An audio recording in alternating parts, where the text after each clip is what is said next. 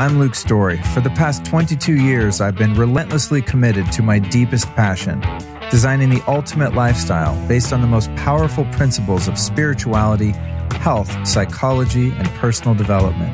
The Lifestylist Podcast is a show dedicated to sharing my discoveries and the experts behind them with you.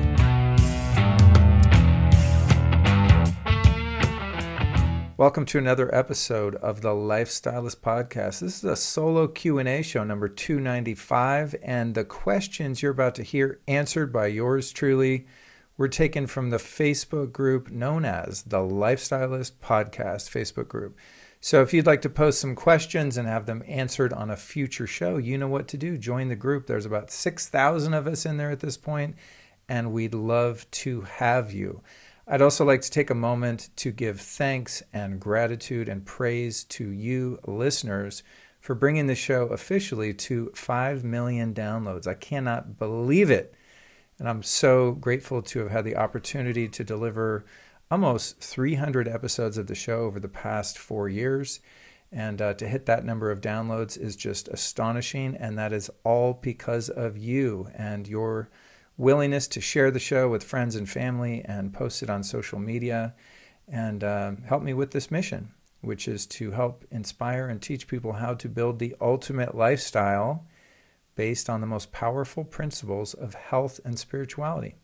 And most of the time this show tends to center around those topics, as does the aforementioned Facebook group. So again, if you're someone who has questions about such things in life, please post them to the group. And I said that really funny. Please post them to the group, and I'll do my best to answer them on a future episode. So thanks for the 5 million downloads. Couldn't have done it without you, baby.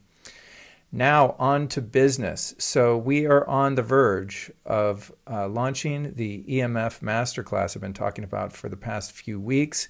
By the time this episode airs, it might very well be out. So if you want to learn everything there is to know about EMFs, go to lukestory.com/EMF Masterclass. That's lukestory.com/EMF Masterclass. This course is only $149. It's over 5 hours of content. And I have to tell you humbly that we have over-delivered on this particular course. And the reason that I chose to do this one as my first online course is just because EMF, I think, is the greatest threat to not only human health, but all living organisms on the planet. And I think anything we can do to help mitigate this particular risk is just a huge benefit to you and your loved ones.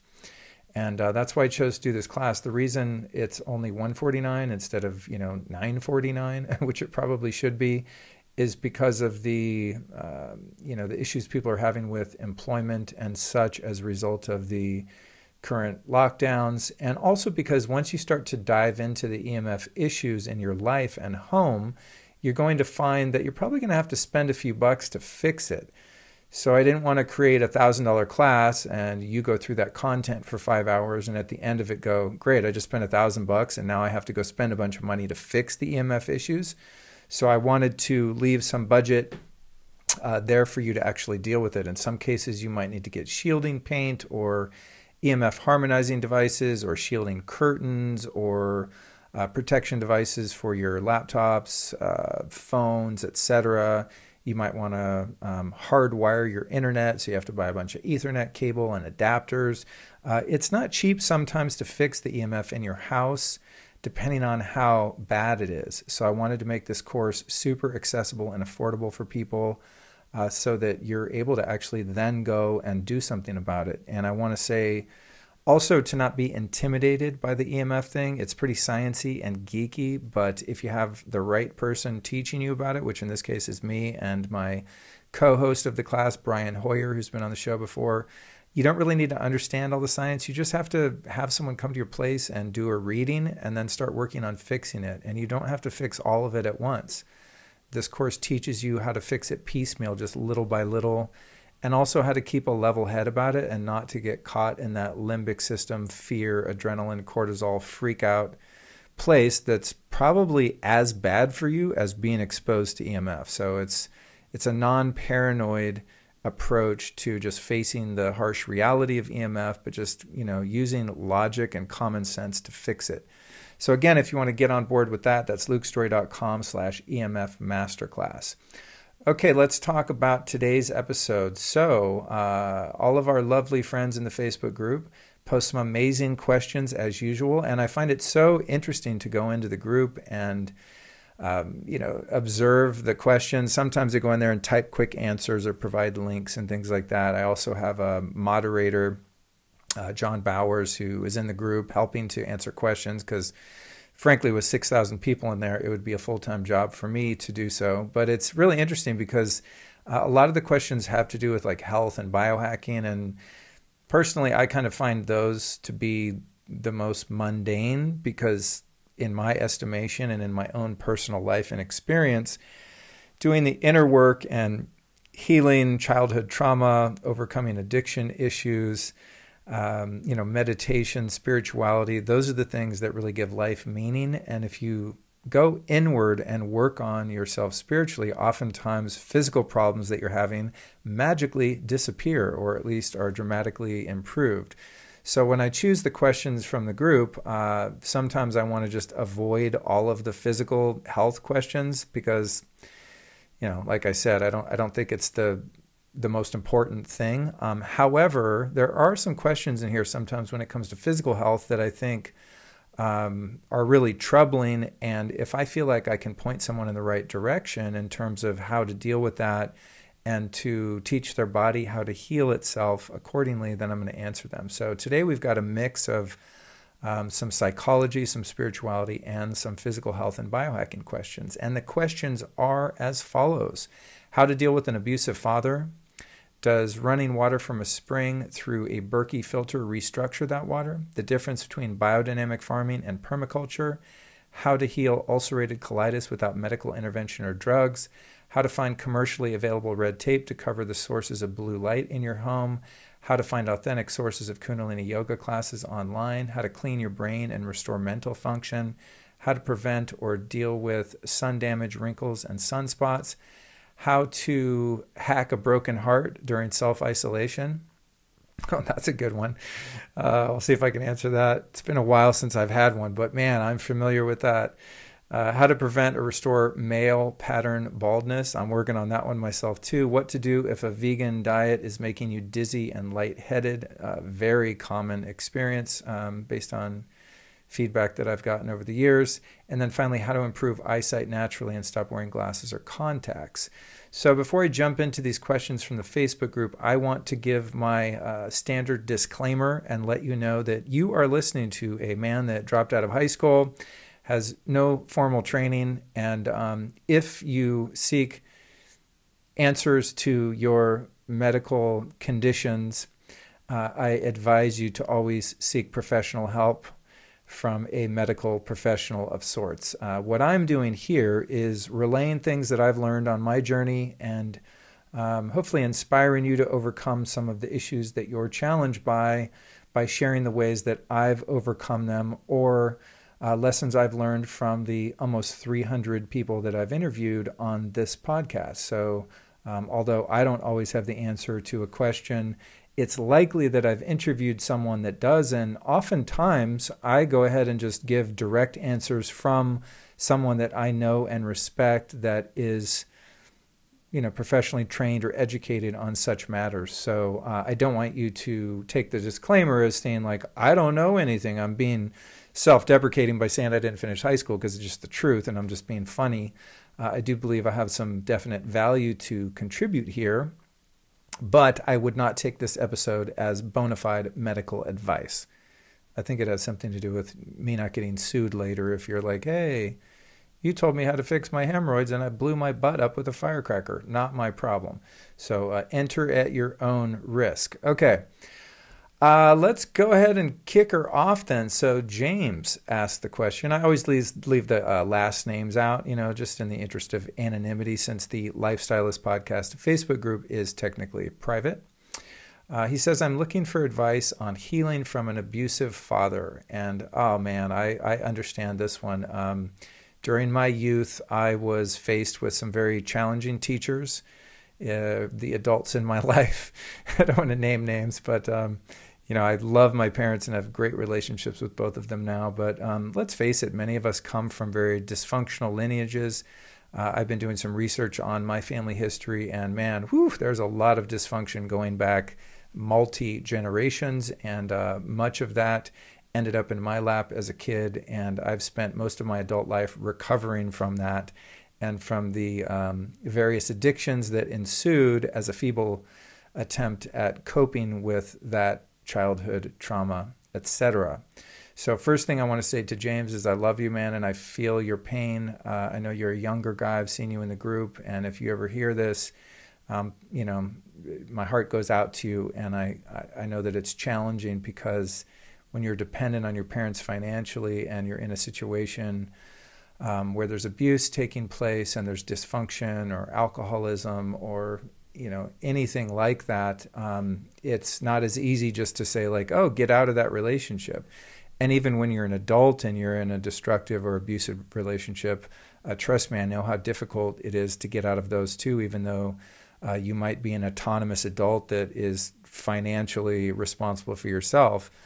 We see this often when people are entangled in relationships that are abusive and they just can't get out, and all their friends are going, God, why don't you just leave? And you can't leave because you're addicted to the familiarity of that trauma loop that you've built with that people. So it's a challenging situation, but I'll rattle off a few pieces of advice as best I can based on my experience. And the first one is, man, for anyone, if you're in any kind of abusive relationship of any kind, it's likely very difficult to awaken the abusers to their behavior and get them to change. Changing other people is almost always impossible. So for me, the formula that I use in relationship and have used for many years is this a situation that I can just accept and surrender to? In other words, like, is it my perception of this relationship or this experience that's causing me grief, or is it the person or situation in reality? And so is this something I can accept? If I can't accept this situation and it is just impossible for me to be healthy and happy in that relationship, then can I communicate with that person and get them to change their ways?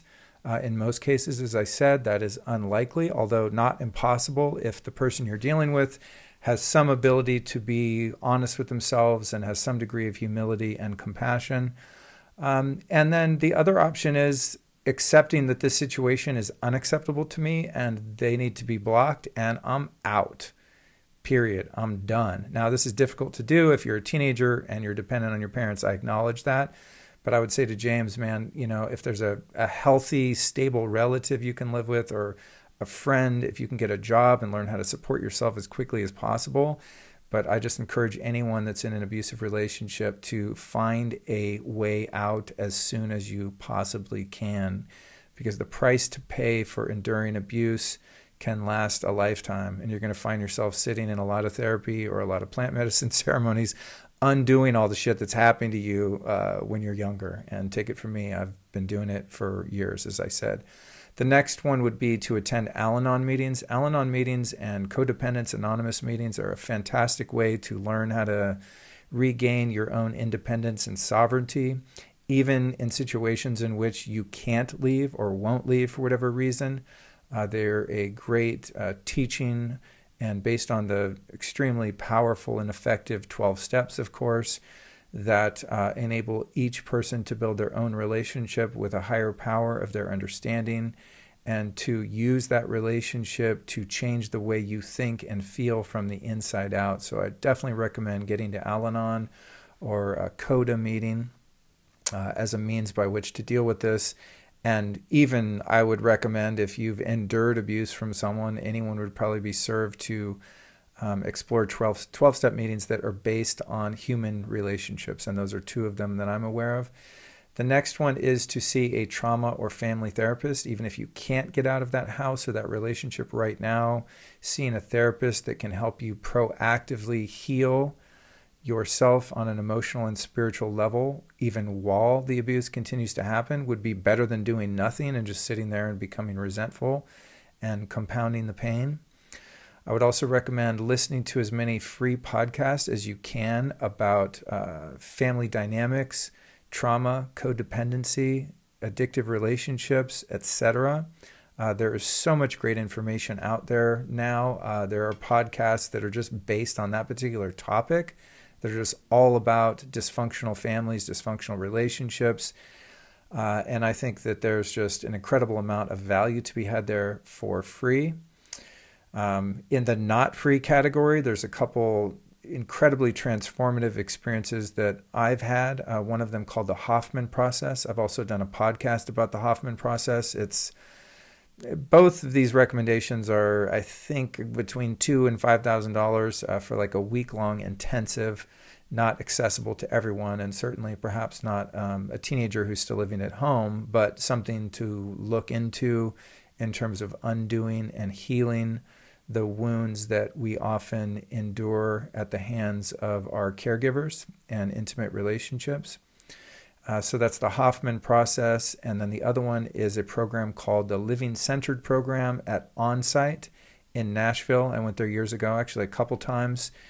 And just incredibly grounding, healing, centering, as the name would imply.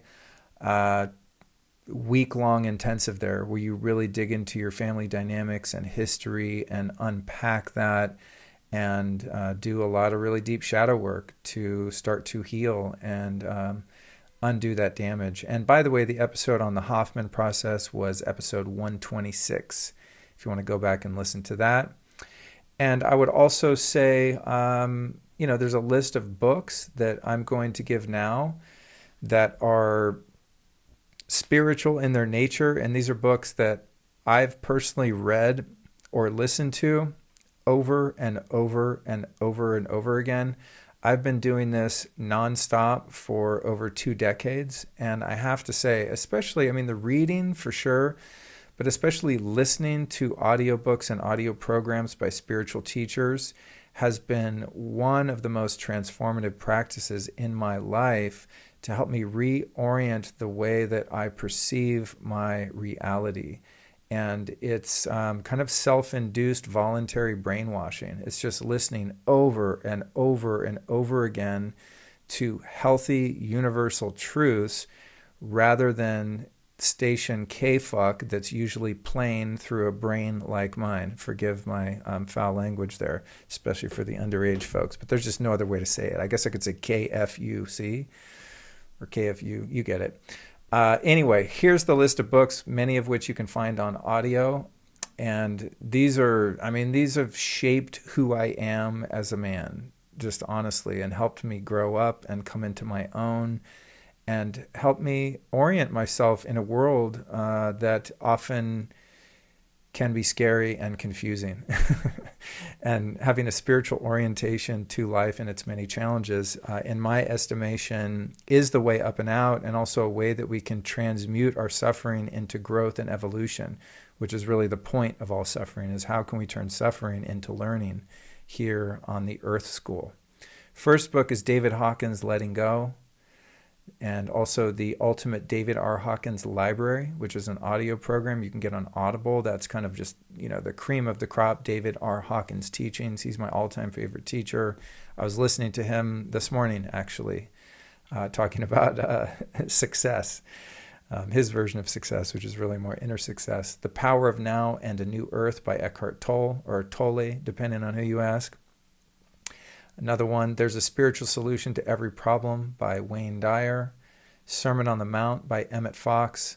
The book 12 Steps and 12 Traditions, which is, of course, part of the AA literature. And that book in particular, there's another book called Alcoholics Anonymous, which is generally referred to as the Big Book because it's a big blue book. But specifically the book 12 Steps and 12 Traditions, or as it's sometimes called 12 and 12, or 12 by 12, is an exploration into the teachings of the 12 steps in and of themselves, and is absolutely, in my opinion, applicable to all of life's problems and challenges, not just problems with drinking. So applying the 12 steps to your life would be my advice to anyone that's struggling with anything. Next one is A Course in Miracles. It's a bit of a tough read, and it's also, there's a Course in Miracles book, then there's the workbook. The workbook is 365 lessons. I've probably made it up to day 24 and dropped the ball. I've never been able to complete maybe I will in the future, but at this point, complete A Course in Miracles. But I have listened to it a lot, and many of the lessons in there are just absolutely foundational to the way I live my life. One of my favorite principles, just as a takeaway from A Course in Miracles, is posing the question to yourself when you find yourself in conflict: would I rather be happy or would I rather be right? Try that one on next time you find yourself tempted to argue with someone who's just incorrigible. Next one is Infinite Self by Stuart Wilde. The Journey Beyond Enlightenment by Stuart Wilde. Conversations with God by Neale Donald Walsh. And he's got another one, I think, that breaks it down, called What God Said by Neale Donald Walsh, which is the 25 core messages from Conversations with God that will change your life and the world. That book was like A Course in Miracles and so many of these other books. I would say the books out of the 12-step movements are the same way. They're not even books, they're channeled messages from the great beyond. In my opinion, it's difficult to see how one person could sit down and just write that book off the dome. They are just way too powerful and way too timeless. And so books like that, specifically the Neale Donald Walsh books, which I haven't looked at in a long time, but they're in my collection and were really pivotal at one point in my journey.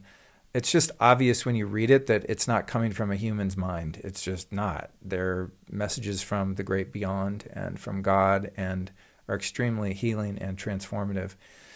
Next one is Loving What Is by Byron Katie, who you can also hear on this podcast on episode 142. Byron Katie is also one of my all-time, it's hard to say this person or that person is my favorite spiritual teacher, but Byron Katie's teachings have just absolutely transformed my life, specifically the way I think. And so I'd highly recommend that one. The Biology of Belief by Dr. Bruce Lipton, who was also on the show on episode 200, which is, by the way, my by far most downloaded episode of all, almost 300 now at this point. So definitely check out the Bruce Lipton show on episode 200. Next book is Evolve Your Brain. Also, You Are the Placebo and Becoming Supernatural, all by Dr. Joe Dispenza, who was on this show on episode 259, another crowd favorite. And then the original Be Here Now talks by Ram Dass. Now, you can get the Be Here Now book if you want to read the book, but you can get all of the talks on Audible. And Ram Dass is, again, in my top 5 of spiritual teachers. And by the way, the Ram Dass podcast, he's now passed on to the great beyond, or left his body, as his teachings would probably say. But the Ram Dass podcast I think it comes out every week, and I've listened to every single one they've ever published. It's on the Be Here Now network, and it's just compilations of all of his talks from the 60s through recent months before he passed. And I just find his teachings incredibly fun and relatable and applicable and timeless. So Ram Dass, one of my personal heroes, someone that used a lot of psychedelics for a time and then realized that where psychedelics take you can be achieved through other means, and then started doing his work on the natch through meditation and various practices. So for James, again, my heart goes out to you, brother, and just know that there is hope and there's always a way out, and that there's always a solution, no matter how dark it gets, no matter how sad it is, no matter how alone you feel. Man, there's always a way to heal, and there is always an answer. And investigating some of the suggestions that I just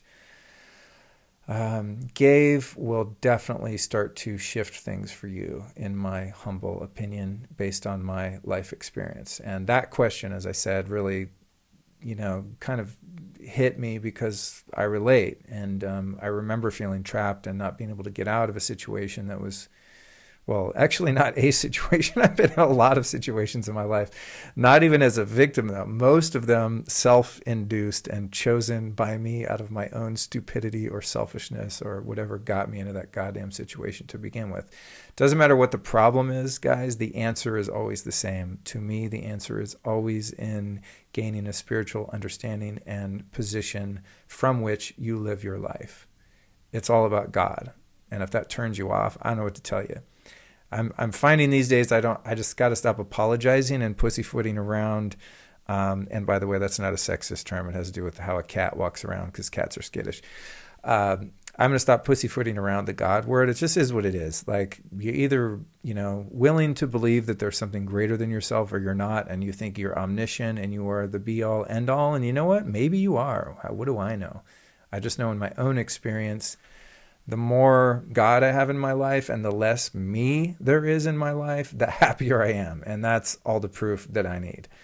Okay, on to Michelle's question. Let's see. Any suggestions on how to biohack a broken heart during self-isolation?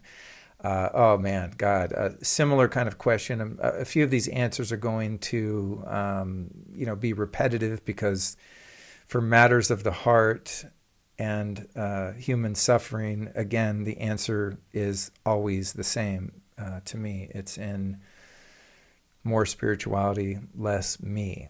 But I do definitely relate to the broken heart issue. Mine's been broken many times, again, usually at my own hand, or at least by decisions that I've made, and I take responsibility for those decisions then and now.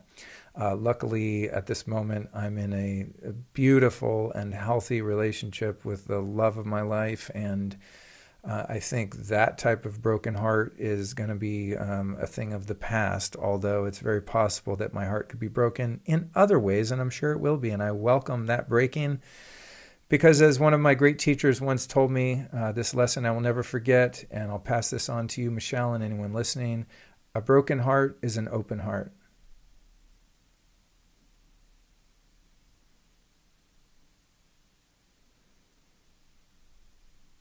That one always gets me.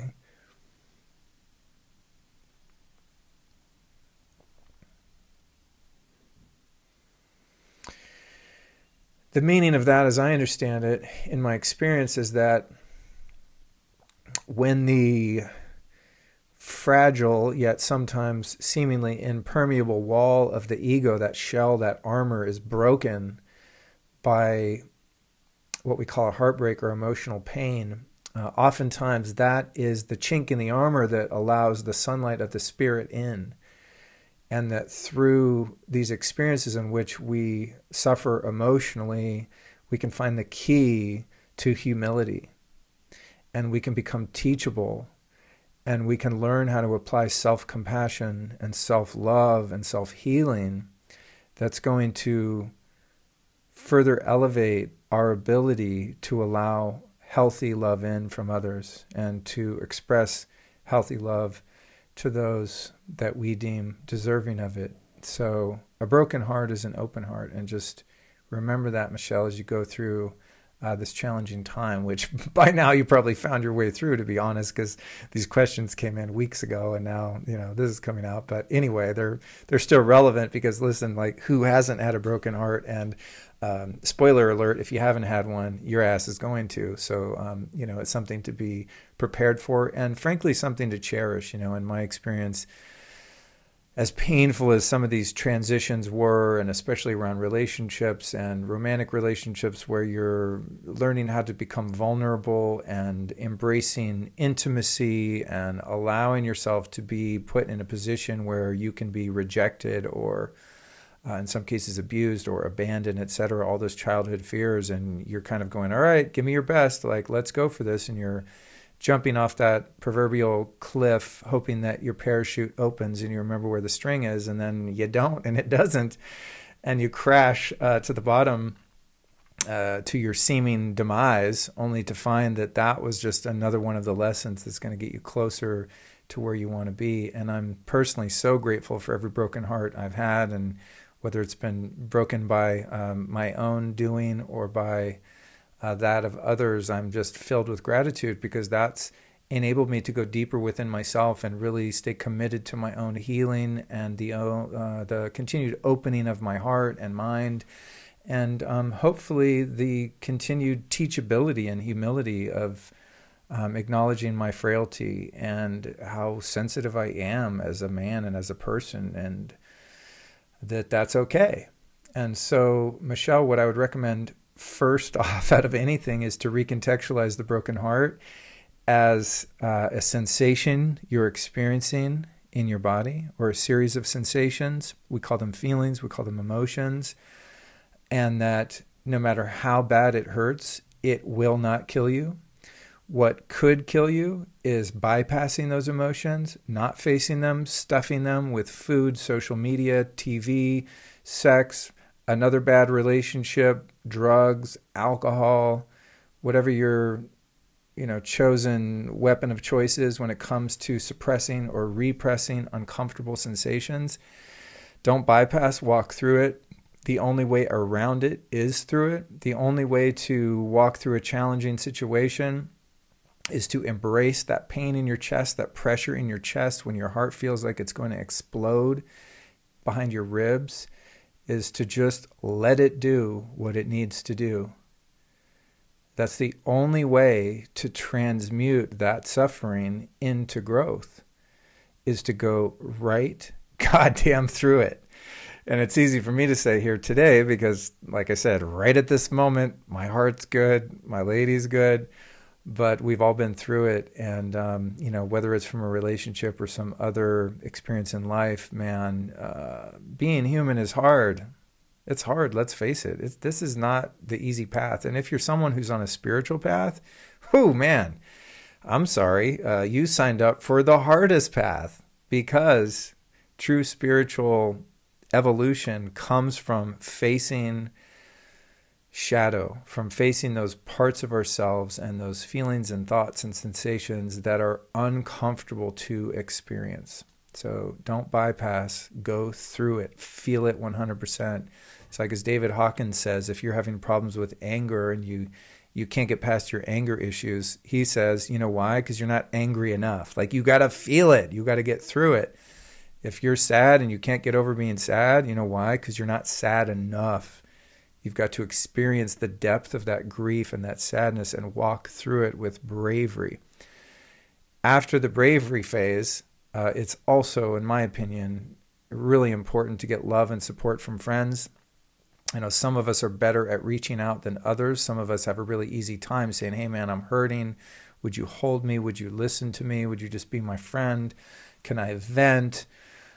Can we spend some time together? That's difficult to do for those of us that are, very independent and pride ourselves on not needing other people. Well, let me tell you what, man, human beings are social creatures. We are human apes, and if you watch apes in the wild, they're extremely social. They constantly groom each other, hug each other, love each other, punch each other, have sex with each other. We human apes are meant to be in close physical proximity to a lot of people all the time. For those of you that are introverts, you're like, ew, gross. Some of us are geared that way more so than others, but the fact is we are meant to lean on one another, and that's just the healthy way to exist as a human animal, is to have physical touch and support and affection. I look back on years in my life where it's like days and days went by without like giving someone a hug or getting a hug, and I thought like, oh, I don't need people, like I'm tough, I can do this on my own. And now as a 49-year-old man, like I'm happy to admit that I need other people, and especially when I'm going through a challenging time. And advice here would be also listen to the Bill Withers song Lean on Me. That says it better than anything. Another one for Michelle here is do every Byron Katie online class that you can, so you can learn how to separate reality from the fiction that is your mind. And I don't mean your mind in an accusatory sense. I mean every human mind is a complete phantasmagoria of fiction and fake news. Byron Katie will and can teach you how to discern truth from falsehood by questioning your thoughts. Another great way to move through emotions is breath work. You can do online breath work classes right now. Wanderlust is a good resource. might consider, and I'm going to offer this with a air of caution. Again, go back to my disclaimer at the beginning of the episode. Something called CAP therapy, or ketamine assisted therapy. There's a gentleman that was on my show. I don't have the episode right in front of me, but Dr. David Rabin, or a similar professional that works with ketamine or even psilocybin or MDMA. I know this sounds crazy, but there is a lot of research that supports the efficacy of overcoming emotional pain and trauma, doing these things in a guided, professionally guided setting, with the proper context and formula. But I do definitely believe in the healing powers of different compounds, some of them of the psychedelic nature. Again, huge disclaimer there. I'm not talking about going to a rave to escape your feelings of the broken heart. I'm talking about sitting down with a professional and facing them in a very real way, which psychedelics will help you do if that is your path. Writing and journaling is a huge gift when it comes to expressing emotions that are painful to us. Something that I do from time to time when I'm just losing my shit is I call it a brain drain, and I just get a pad of paper out and I just write every psychotic thing that I'm thinking in order to literally physically express or press out of my body and my physiology that negativity. Again, disclaimer here, alongside the CAP therapy or other clinical psychedelic therapies, I'm going to put a big maybe with an asterisk here, because this will not be right for all people at all times, but I cannot ignore the fact that in my own subjective experience, the intentional ceremonial shamanic use of plant medicines has been incredibly healing and transformative.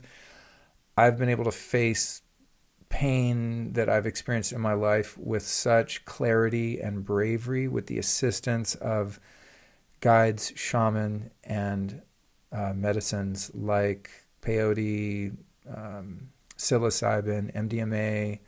I know that's not a plant medicine, but it was taken, in my case, in conjunction with psilocybin, which was an incredibly powerful experience. And also, of course, ayahuasca and Bufo alvarius toad, or the DMT toad, as it's known. So again, plant medicine, psychedelics, not for everyone, especially maybe not for everyone that's sober.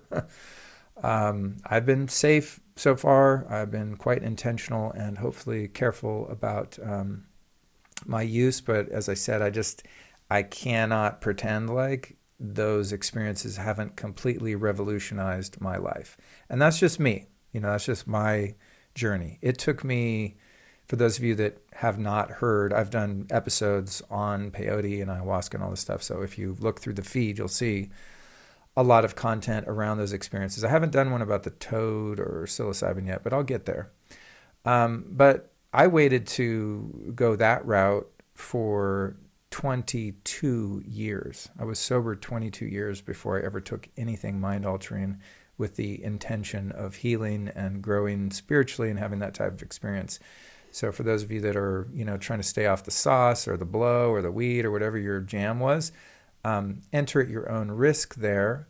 However, that being said, I also have to admit that I've met many people that have actually healed their addiction issues using plant medicines and or psychedelics. So it's a crazy world out there. It makes no sense considering the fact that throughout recorded history of addiction recovery, what has been most effective for most people is complete 100% abstinence from all mind-altering chemicals. And in fact, that's what got me to my first 22 years. Now I'm creeping up on 24 years and still consider myself to be sober and someone who has done a lot of inner healing on the natch for all of those years by the means that I've just described in the last couple questions here, and then absolutely skyrocketed into a next level of healing and understanding by those experiences.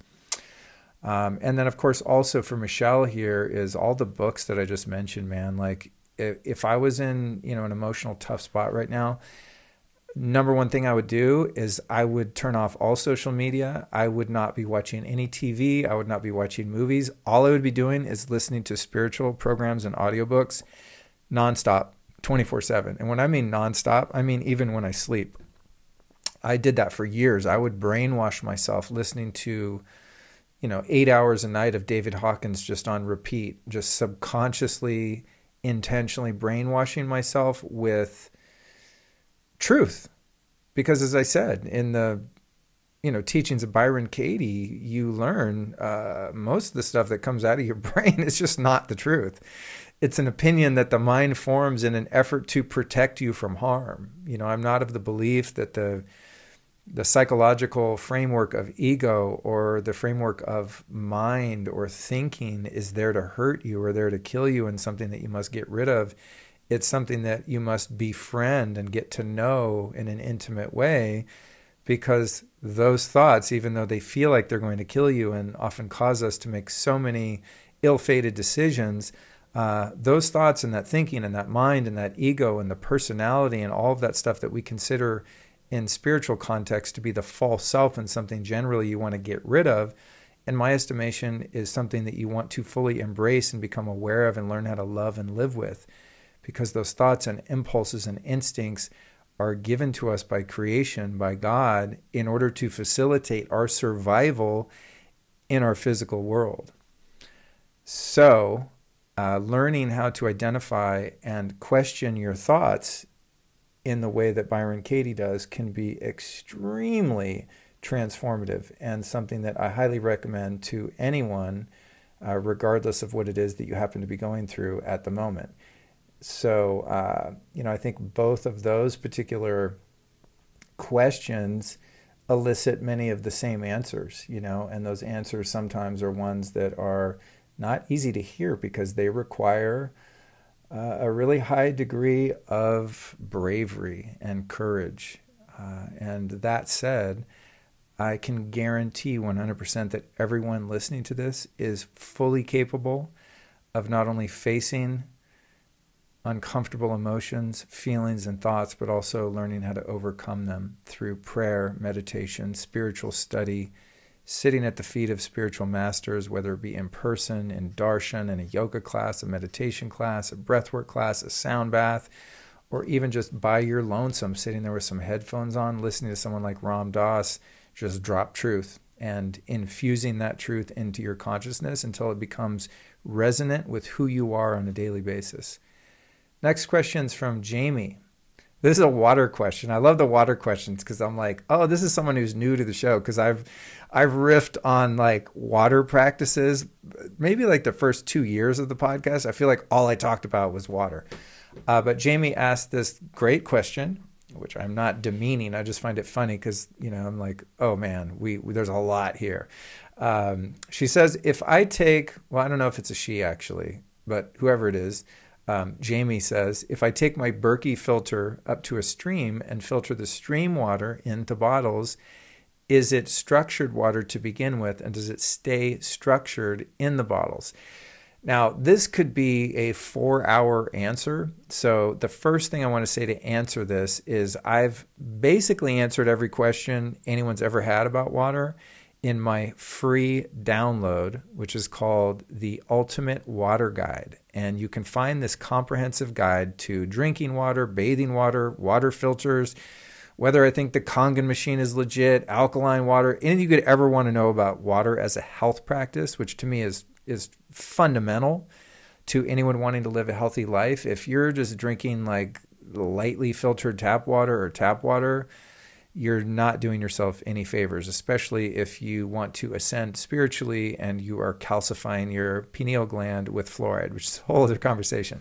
But anyway, I've got an amazing, comprehensive, free guide to all things water. You can find it here. Get ready to jot this down. Ready? 1, 2, 3. Here goes.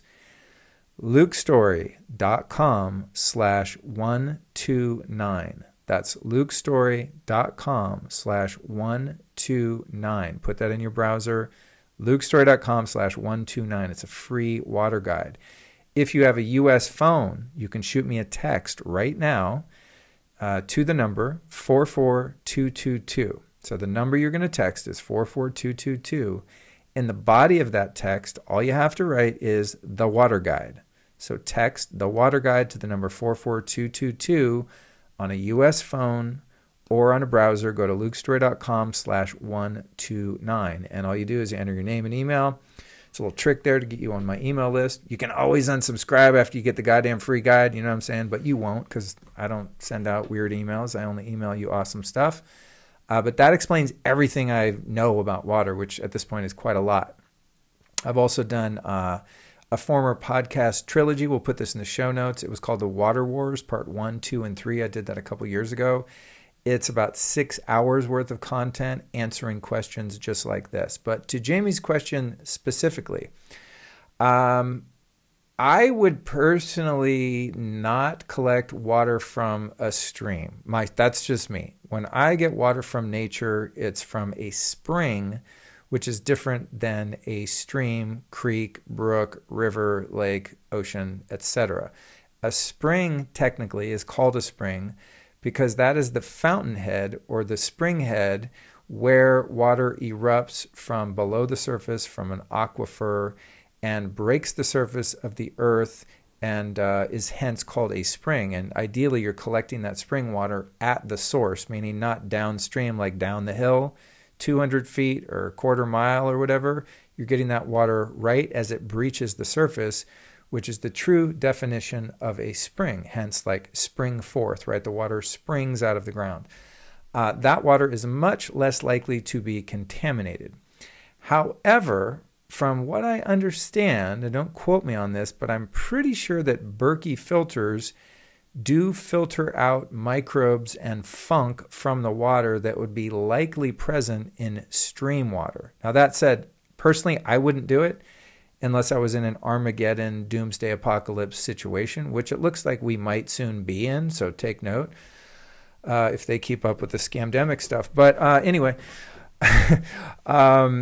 the Berkey filter, from what I understand, for a countertop filter is a good choice. I would just check whether or not it adequately removes microbes from water, which would, again, likely be present if you're getting water from a stream or a creek, and still could be present from a spring. Not all springs are created equal. And in the water guide that I just sent you guys to, I explain all of that. But for now, I would like to point you to a site called findaspring.com.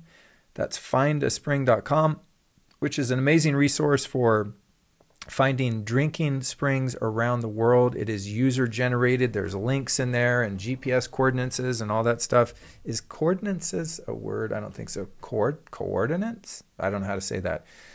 Someone in ex-military, please correct me on how to say that word. GPS locations around the world where you can find drinking springs. And oftentimes in the notes on findaspring.com, you'll find someone that says, hey, we had this water tested as a lab. It's clean. It's good. Everyone in the community drinks it. Or sometimes people will be like, hey, we had this tested and there's, microbes in it or something like that. So findaspring.com is a great place to find drinking springs. And now my friend Chris Sanborn, who also owns Live Spring Water, where I get my drinking water personally, they deliver in California. That's livespringwater.com. Chris told me that he was going to start putting hot springs on findaspring.com as well, which is super cool. And I believe he's already done that. So that's an amazing site. And when you do find a spring in your area, or for that matter, if you want to be a wild card like Jamie and get some water from a stream and filter it through your Berkey, I would definitely recommend, if you're going to drink water on a regular basis, that you have it analyzed at a proper lab. I have a lab for you here. It's called edgeanalytical.com. That's edgeanalytical.com. You can send a water sample in, and they're going to tell you if it has heavy metals, pesticides, funk, bugs, etc. Now, as far as Jamie's question about structuring the water, yes, water that is found in nature that is running is technically structured, meaning that it has a different molecular structure as it moves through space and time under the earth or on the surface of the earth that renders that water what we would call structured. When water sits, it becomes unstructured or stagnant. In other words, the molecular structure of water changes when you let it sit there. So if you have water just sitting in bottles, yes, it's going to essentially do what I call going flat, meaning that the life force, the energetics of that water is going to become stagnant if it's let sitting there. One way you can do that is you can vortex the water yourself. I have a device called the Vitalizer Plus that vortexes the water using minerals and magnets and restructures it so that it's more similar to water found in nature.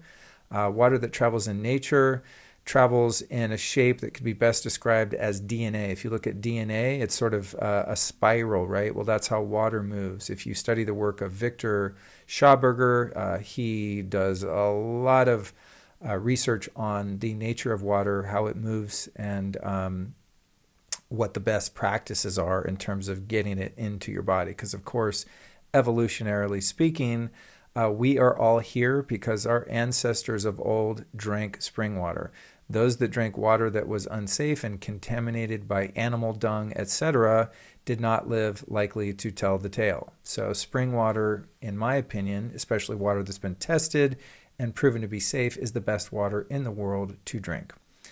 Next question. Leela says, do you happen to know if and how biodynamic farming and permaculture intersect or differ? I'm getting ready to learn about permaculture, but would love to understand biodynamic to see what fits for my needs and values. I have no idea, Leela. That's my answer. That's not my area of expertise. However, I put the question in here, even at the risk of showing the lack of knowledge I have in this area, to let you know that last Tuesday, episode 295 with Stephen Smith, answered this question very specifically. And that episode was all about hemp, cannabis, CBD, etc. But there was a lot of content in that conversation about permaculture and biodynamic farming. So my experience of biodynamic farming is quite limited, but I do drink biodynamic coffee made by Zen Bunny. And by the way, you can find that at lukestory.com/store. Best coffee in the freaking universe. That's Zen Bunny Biodynamic Coffee. And then at my favorite place in the world, which is called Cuixmala in Mexico, spelled with a C. By the way, my Cuixmala August event got postponed till January for those of you that wanted to go. Super bummed. You can blame the New World Order, Illuminati, pedo, elite class of freaks that are shutting down the world for God knows what on that getting canceled. But anyway, at Cuixmala, what's fantastic is their entire property is a 30,000 acre eco-preserve complete with a biodynamic farm, which is amazing. And I've never tasted food that delicious. So I'm a huge fan of biodynamic farm. It's very witchy. When I visited the farm at Cuixmala, by the way, there is an episode about the Cuixmala biodynamic farm. Damn it, I wish I had the number in front of me. I thought I really prepped my notes for this one, but Leela, you can learn more about biodynamic farming on the Cuixmala, Mexico episode. Just search your podcast player, or if my team at Crate Media is super badass, when they hear this, they're going to put that episode in the show notes, and you'll be able to go back and refer to that. But I'm a huge proponent and fan of all things biodynamic, and for those listening that have no idea what that is, it's like organic on steroids. It's organic times 10,000. It's way beyond organic when it comes to the production of food. Next, Bryn asks, trying to help a friend with some natural solutions to ulcerative colitis. That's what you say when you're like embarrassed about the thing you have. You're like, yeah, a friend of mine. No, I'm just kidding. I'm sure it is Bryn's friend. He was on Humira, which I'm assuming is an RX, and he keeps having allergic reactions to that family of drugs. Yes, there we go. It is a drug. Any biohacks you guys know of that specifically help? I know stress triggers it, but I was thinking of getting him a biomat, mini, or a belt. What else? Oh, Bren, you're a sweet friend, man. Like, this is so cool. This is what's great about this Facebook group that we put together and the 6,000 people in there. Oftentimes people don't come in, they're like, hey, I have this problem, how do I fix it? They're like, hey, someone I love has this problem, how can I help them? And that's so meaningful to me as someone who believes that the key to happiness is living a life of service. And I've committed myself to that to the best of my ability, although I'm sure I do it imperfectly. So, Bryn, right on you for being a dope friend to your friend who's stuck with ulcerative colitis. Now, in terms of an answer, giving a blanket answer to this question is tough because it ignores everyone's bio-individuality. That said, a good guideline to follow would be, as a first step, is give the problem some crutches to lean on. This means giving the inflammatory response a break for a moment so that your gut can essentially soothe itself at least for long enough to absorb the nutrients you're going to need to begin healing. So that means eliminating the most obvious food sensitivities like nuts, dairy, eggs, wheat, processed foods, nightshades, etc. And personally, I would recommend just eliminating those foods for the most part whenever possible. Although I do eat personally, I eat some macadamia nuts here or there. I definitely like pastured egg yolks, but not the white. The white is the inflammatory part, not the yolk. And I eat a little bit of dairy, but for the most part, grains, nuts, all that kind of stuff, nightshades, pretty much off the menu. Okay, so once that's dialed in, go a level up and consider removing high histamine foods that could be perpetuating the inflammatory cycle. And then once you're a little more stable, you can support detoxification by getting a light daily sweat, eating steamed foods that can assist the liver like dandelion, artichoke, beets, cruciferous vegetables, garlic, and gluten-free oats. All the while, definitely prioritize meditation, sunlight, and lymphatic drainage. A light rebounding session, for example, on a Bellicon. It's my favorite rebounder. I'm looking at mine right now in the backyard. I jumped on it right before I recorded because I was feeling a little lackadaisical. Or even just doing some jumping jacks on some carpeting can be a big help. In other words, just move the energy in your body. Now, to dive deep into all matters colitis and IBD, someone who's been a very well-kept secret here in LA for several years and has now moved on from this city is entering the online world in a bigger way. And he's a personal friend of mine, a great guy and an expert at all things gut and digestion recovery. His name's Jordan Kravitz. Now, my friend Jordan he's going to be on the show one of these days. We just keep, it's like, it sucks. When you have friends and you want them on your show, you can barely find time to hang out with them. You know how that is, let alone have them sit down for 2 or maybe 3 hour podcast episode. But Jordan Kravitz is going to be on the show one of these days. No relation to Lenny Kravitz. But by the way, if anyone knows Lenny Kravitz, I'd love to have him on the show. So please send me some information on how to contact his people. Back to Jordan Kravitz. Jordan was diagnosed with Crohn's disease in 2015, and after getting handed the pamphlets all about the drugs he'd need from the head of the IBD clinic here at Cedars-Sinai in LA, Jordan proceeded to laugh at that doctor and said he can keep his drugs. I'm going to fix this shit myself. No pun intended. Then he went on an absolutely crazy journey to reverse Crohn's disease, and today he enjoys excellent digestive health, and he's personally my go-to guy when I'm having some health issues, and he's just an absolute wizard.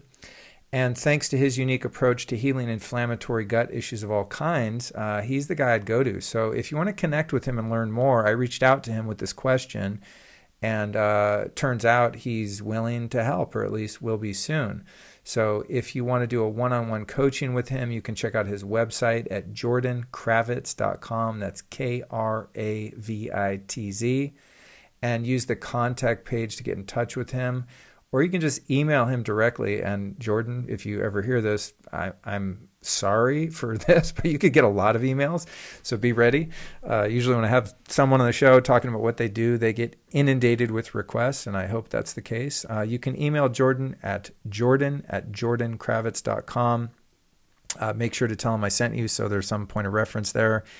And of course, this goes without saying, but he's someone I recommend. You can definitely be sure that his approach to healing is as unconventional as his crazy story is. His story involves fecal implants and all sorts of hardcore stuff. I don't know that he's going to recommend that to you per se, so don't trip. But if anyone could fix your gut, it's probably my friend Jordan. So again, that's jordankravitz.com, or shoot him an email at jordan@jordankravitz.com.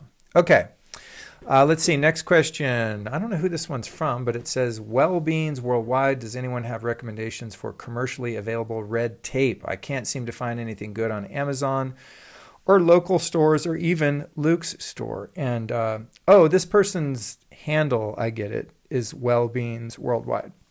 That's their name. So you can follow them on Facebook. I do, in fact, have this tape available on my site, my friend. You can find that at lukestory.com/store. And if you look under the biohacking section, you will find something called Junk Light Dots by True Dark, and you'll get a discount there and live happily ever after. You can also, and I'll put all this stuff in the show notes, of course, to this episode, which you can find at my site, lukestory.com. I did a little research on this question because sometimes those True Dark dots and little stickers are kind of small, and if you're trying to cover a huge swath of blue light, which, by the way, that's why this person wants red tape, because they want to cover blue light exposure so they sleep like a boss and are true biohackers and care about their circadian biology.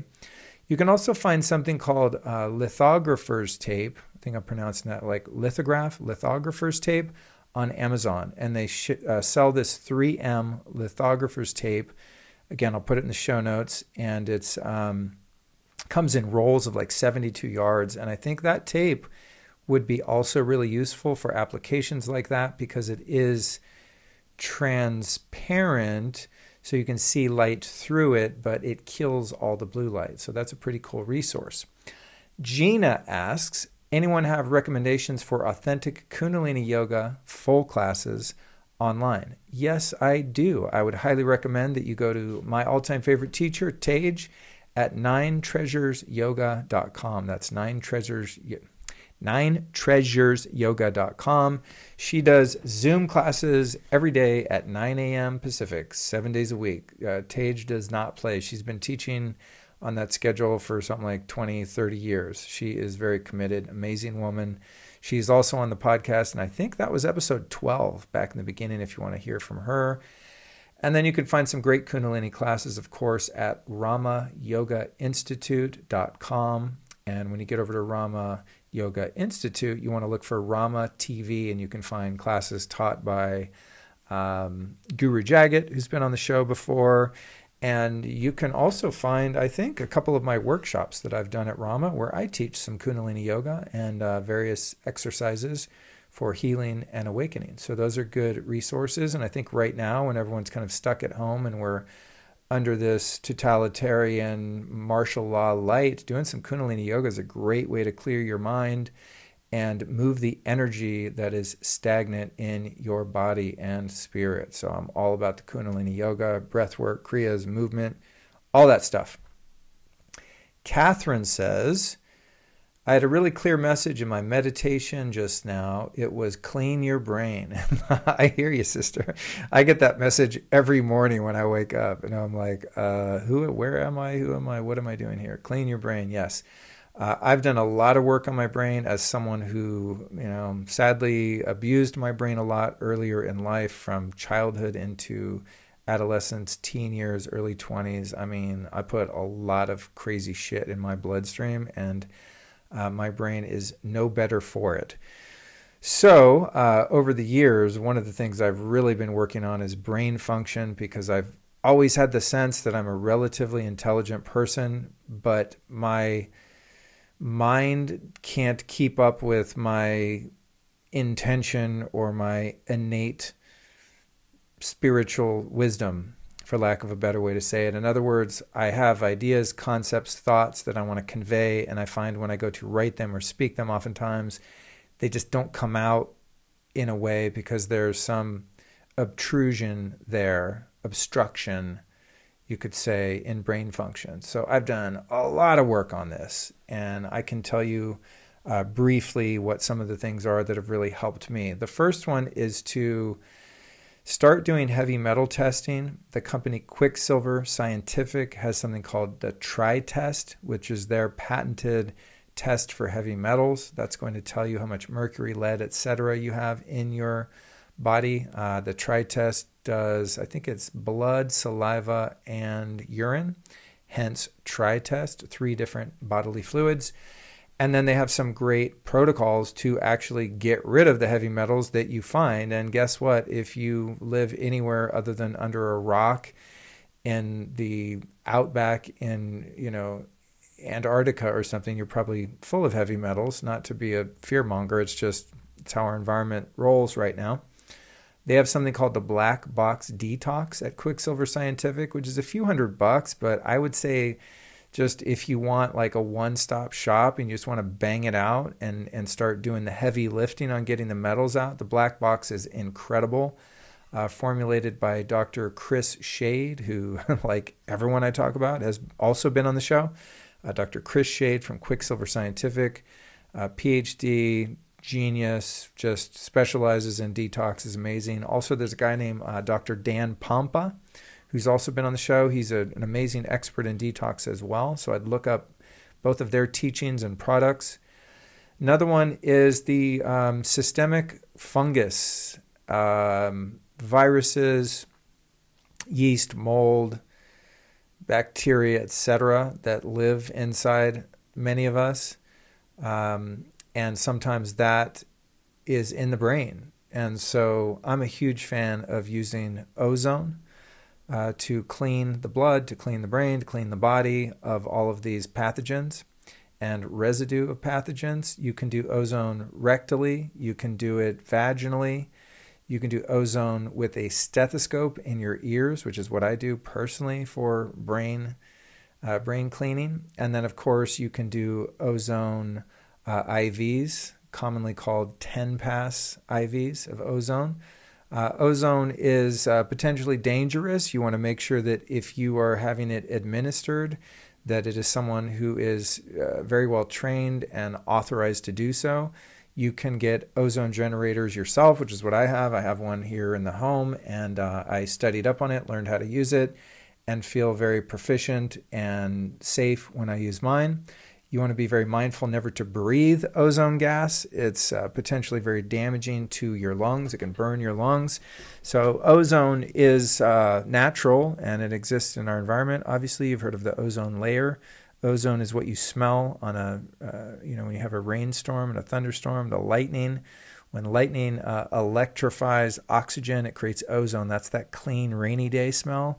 That's how ozone smells from afar. Now, if you have an ozone generator and it's like in your immediate vicinity, it does not smell like that. It smells like nauseous gas that's going to burn your lungs off. So be careful with it. But I'm a huge believer in ozone, especially for brain function.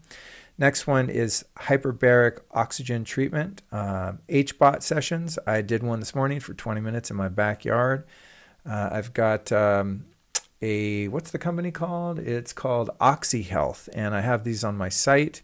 They are not cheap. I'm going to warn you, if you want to buy an oxygen chamber to keep in your home, they range anywhere from $5,000 to about $25,000. So many people go do HBOT sessions at a hyperbaric clinic, which is what I used to do. Then I realized after I interviewed Dr. Daniel Amen, who's one of the foremost brain experts in the world, that my brain was pretty trashed and about a quarter of it was completely offline and devoid of blood flow.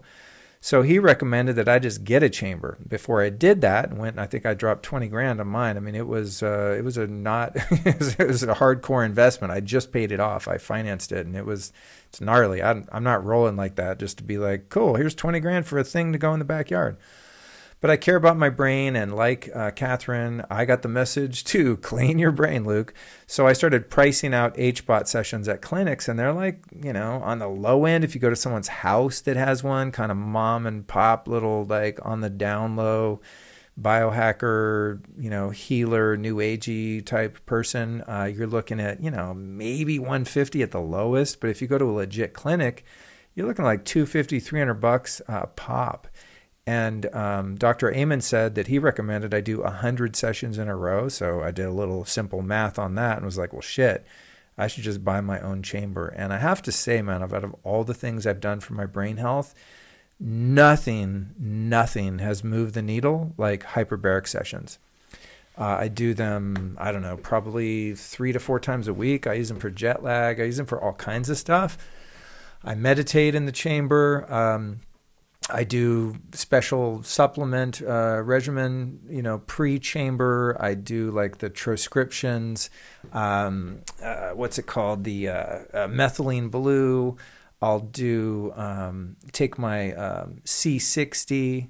For those of you that don't know what I'm talking about, it's been covered on other shows. I'll do, what's the other one I like to do before I get in there? I'll do a bunch of paracetam. I'll take just basically qualia. I take all of my nootropics, microdosing psilocybin. Some days I'll do a microdose of liquid pharmaceutical grade LSD. When I say microdose, I mean truly micro, like 5 micrograms, which is 1/20th of a hit of acid. So I'm not talking about, do not take LSD like in a recreational dose and get in a hyperbaric chamber. That's what I'm trying to say here. I do things that, encourage neuroplasticity, etc. And I like to take those things and then go in the hyperbaric chamber because of the blood flow that takes place and the ability for hyperbaric oxygen chambers to push oxygen not only into your red blood cells, which have a limited capacity and only can hold so much oxygen, but rather into your blood plasma, which is really the magic of being under pressure and breathing in oxygen. So anyway, fixing your brain to me is impossible without hyperbaric. It's just it's the dopest ever. But back to cleaning Catherine's brain. Taking periodic doses of activated charcoal before bed can be useful, especially after you've eaten something with glyphosate or some other toxins in it, knowingly or unknowingly.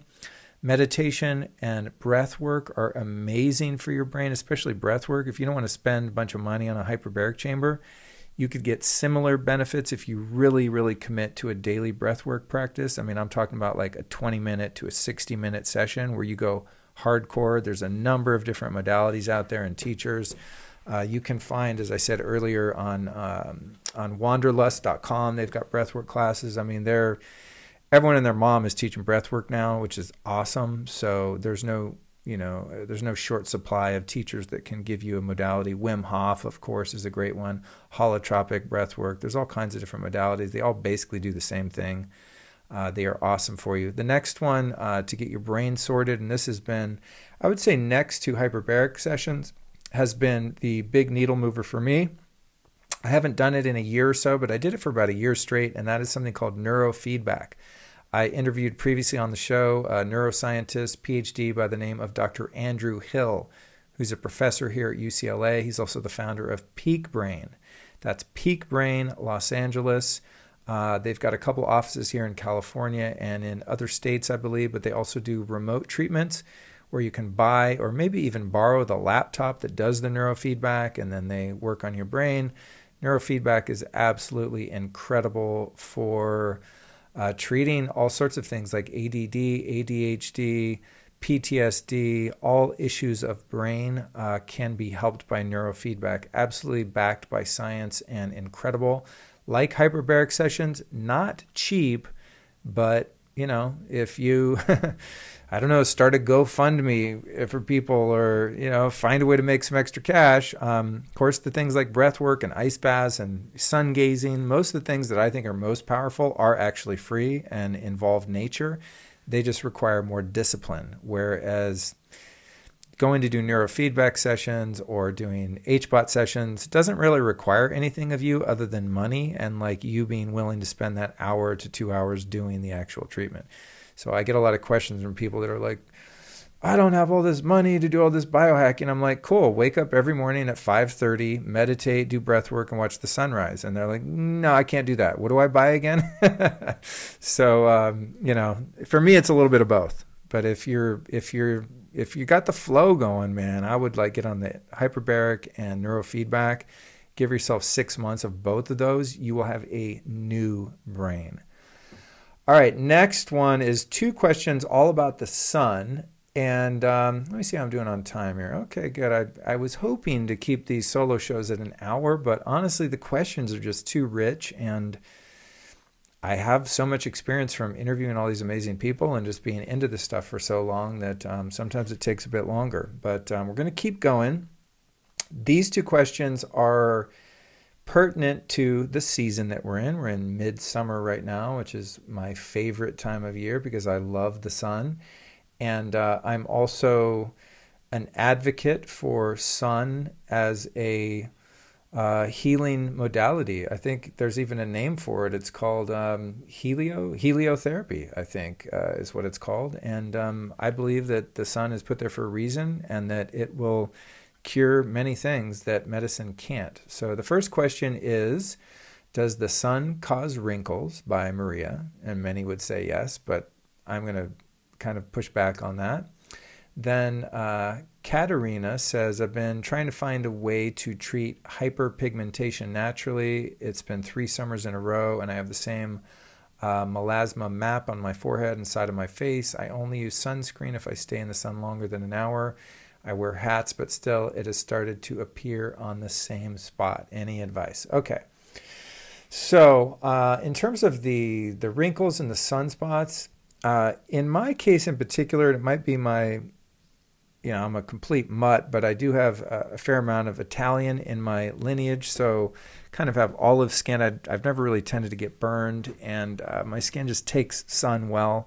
I also do a lot of red light therapy, which helps your tolerance to sun. And I use the Osea, one of my sponsors. I use the Osea face, personal care products, all of their lotions and oils. I use Living Libations, Alitura Naturals. Those 3 brands are like all you could ever need, in my opinion, when it comes to taking care of your skin. All of those are on my website under, I think it's like personal care products or skin care would be the section you can find them. But as far as I understand it, I mean, for me, it's like I can pretty much do as much sun as I want as long as I'm using a lot of oils and really great products on my skin. I'm 49 now, and I don't know, it's hard to be objective about oneself when you look in the mirror, when you look at photos. I mean, I don't think I look 22, but I do meet people, men, I would say, that are, 48, 49, 50, around my age, and a lot of them look jacked up and look super old. I mean, I don't know, man. Honestly, I'll meet someone. I'm like, how old are you? They're like, I'm 46. I'm like, what? That dude looks like he should be my dad. Like, what the F? And I'm not at all. I mean, I swear to God, it's not an ego thing. Like I'm tooting my own horn. I didn't make my genetics, like God made them. So I couldn't take credit for it anyway. What I'm speaking to here is the fact that I am out in the sun constantly. And as long as I use a lot of really great, powerful, natural products on my skin, I'm holding up pretty well. Now, onto the sunspots. Now, I was looking at my hands prior to recording this, and I am getting a little bit of the hyperpigmentation of those sunspots. It has to do with something called lipofuscin. And I'm just going to preface this by saying I am not an expert at this particular niche. However, from my understanding, when we're seeing these sunspots, it's not because you're getting in the sun alone. It's because you are saturated with something called PUFAs or omega-3s. And I would recommend that you study the work of Dr. Ray Peat. That's Ray Peat, P-E-A-T. He's got a site called raypeat.com. He's the go-to guy for just about everyone that is dealing with basically toxic levels of PUFAs and lipofuscin or lipofuscin, as some call it. I'm not sure the right way to say it.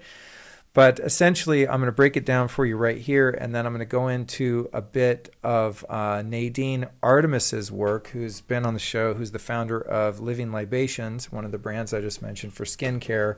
And she's really my go-to expert for all things sun. And I did an episode with her early on, like I think it's called like the Great Sun Conspiracy or something. And she just annihilates the idea that sun gives you cancer, that sun gives you wrinkles, that it gives you sunspots.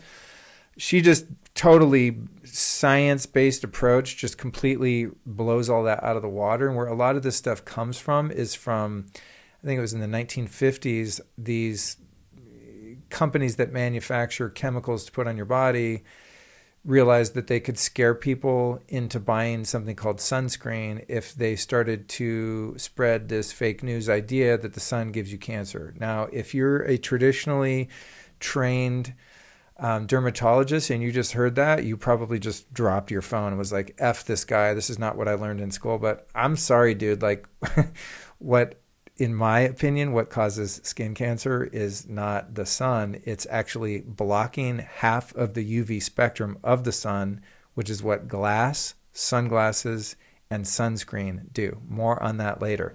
Let's first take a look at Dr. Ray Peat's work in terms of liver spots and hyperpigmentation, etc. Now, you can reduce your risk of developing liver spots by looking into Ray Peat's work and discovering, as you will, that liver spots get their brown color from lipofuscin, a waste material that actually builds up in our cells as we age. And lipofuscin, or fuscin, depending on who you ask, has three constituents. It's got estrogen, iron, and PUFAs, polyunsaturated fatty acids, PUFAs.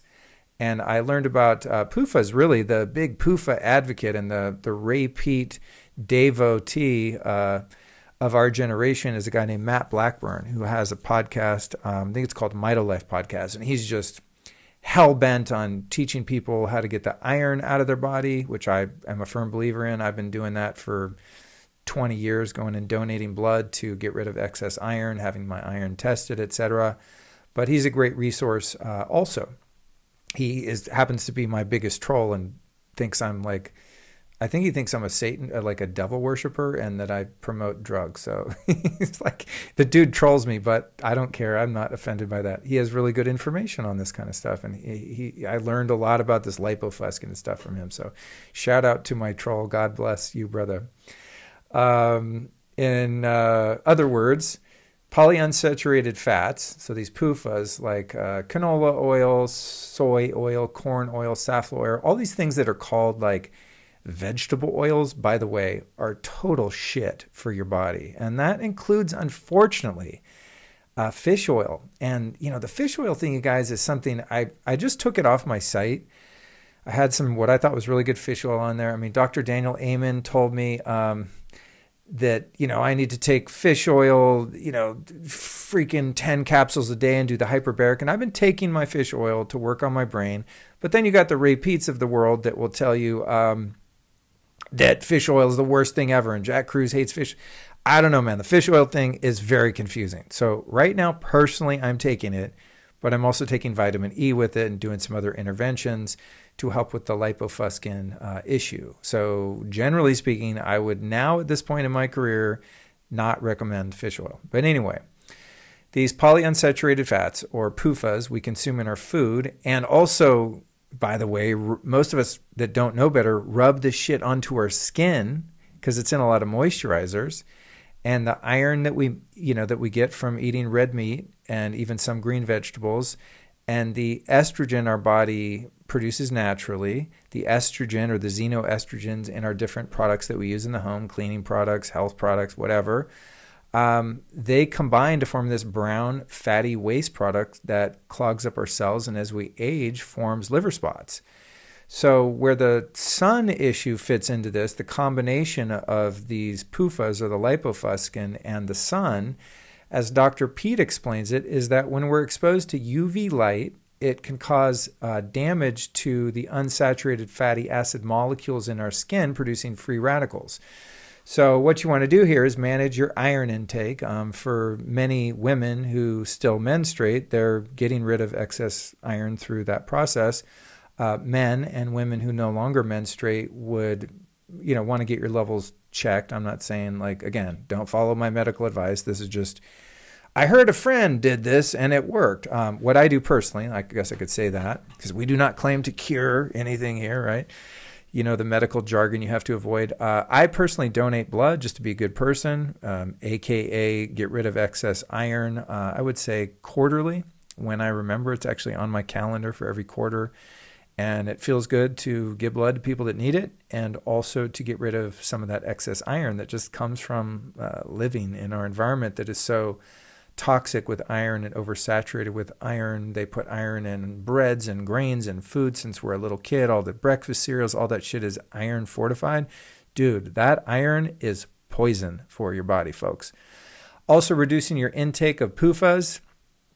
Increasing your intake of vitamin E, a powerful antioxidant that helps to kind of counterbalance or neutralize the PUFAs in your system. Also, checking your estrogen levels, because estrogen is a hormone that men and women both produce naturally. However, the problem is these levels can be artificially raised by eating a high PUFA diet, taking contraceptive pills, endocrine disrupting chemicals in most of the mainstream personal care products, lotions, and guess what? Sunscreen. Isn't that funny how that works? But iron is really one of the most important things here in terms of the age spots. And while we need to have some iron in our diets, too much of it is very toxic. And as I said, contributes to the creation of free radicals that damage and age our cells. So what I do, as I said, is I donate blood regularly. And there is also some evidence that this practice can even reduce your risk of heart attack and strokes. And donating blood can be especially helpful for men and postmenopausal women because, as I said, they don't lose any through menstruation. Okay, so the PUFAs, again, are two types of fats, saturated and unsaturated, also labeled as polyunsaturated fats. And those are fats that are solid at room temperature. Saturated means that the fat molecules have all the hydrogen atoms that they can hold. So here are the swag, super shitty oils that I would highly recommend anyone and everyone avoid. Almond oil, avocado oil, canola oil, cod liver oil, cottonseed oil, fish oil, flax oil, hemp oil, linseed oil, margarine, palm oil, peanut oil, safflower oil, sesame oil, soybean oil, sunflower oil, vegetable oil. That leaves you thinking, what can I eat? Well, you know, I take these oils called Andre seed oils, and sometimes I'll do a little bit of his hemp oil. I do a little bit of his black seed oil, anise seed oil. I do, you know, sparse seed oils, but I'm very particular about where they come from and what they are, and they are not on that list with the exception of, actually, I don't really do hemp seed oil. I do CBD oil, which I have a feeling could also be a PUFA, but I'm living with it. All right, so that's what you got to eliminate there, sunspot wise. But let's talk into like just skin health, skin cancer, the misinformation around sun exposure. Because as I said, man, I'm doing great and I get lots of sun, but I have been working on reducing my PUFAs. And all those oils, by the way, that I just read, like you go into Whole Foods, man, and buy just about any product that's not like meat, fish, vegetables, or eggs is going to be made with those oils. Those are the fats that are used commercially. So when it comes to fats, I like all the grass-fed and pastured animal fats. I like ghee, tallow, all that kind of stuff. And I do some olive oil too. I like really good organic, cold pressed, virgin, I think they call it extra virgin olive oil, right? So that's kind of what I do for fats. And I really try to avoid all the vegetable oils as much as possible without being psycho. Like I don't want to be all, you know, what do they call that? Orthorexic and like reading the labels on everything and freaking out. But there is enough evidence to say that PUFAs are super swag and something that you want to avoid. Let's move on to Nadine Artemis. And I'm really just going to read something from her Living Libations website, which is, again, where I get a lot of my skin products. And she also has some great sun protective products there that aren't sunscreens per se. I mean, they're used as sunscreens, but they don't suck. They're awesome. So I'd highly recommend that. You can also hear the episode number 6. It was way back at episode number 6 of the Lifestylist podcast where I talked to Nadine about all things sun. So go back and listen to that one. It'll be in the show notes and you'll get like an hour and a half all about why the sun is good for you and is not bad.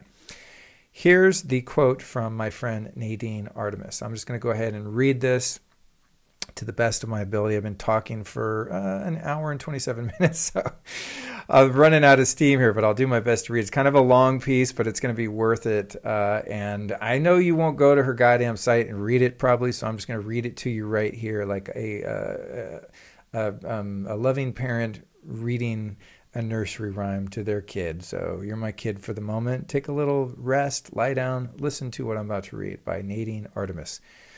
Currently, we live in a sunlight-deprived society, and according to the Journal of Psychiatry and Neuroscience, this deprivation is harming us as we deny our bodies and minds the recharging vitality of the sun. The fine filaments of our bodies are covered with thousands of vitamin D receptors designed as antennas for the sun's rays. Our cells have a DNA code and photons that require energy and information from the sun. Sunlight is a key that unlocks the nourishing energies that sustain our life.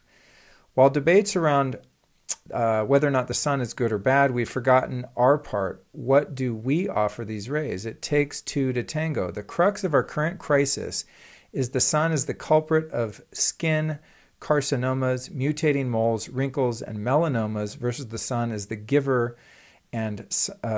of sunshine and vitamin D, a steroid hormone that illuminates our immune system and benefits every organ and cell. I told you this was good. It gets even better. It is true that our skin can be vulnerable to sunburn, and repeated sunburns can cause visible damage, though despite the negative press linking sun exposure to skin cancer, there lacks consistent scientific evidence to support it. For example, people with the greatest risks of melanoma are not those with the greatest cumulative solar exposure. And for example, people that work graveyard shifts are some of the highest cancer rates in the world because the lack of sun and the prevalence of blue light. Anyway, side note, hat tip to Jack Cruz there. On with Nadine's expose. A sampling of a few research study conclusions sheds a different light on some common conceptions. One study found that malignant melanoma is less likely for adults and children who work and play outside. Another study showed that melanoma is far more common for people who work indoors. You guys getting that? A review of studies showed no correlation between sun exposure and melanoma. In his extensively researched book, The Sun and the Epidemic of Melanoma, Myth on Myth, Dr. Bernard Ackerman, the founding father in the field of dermatopathy,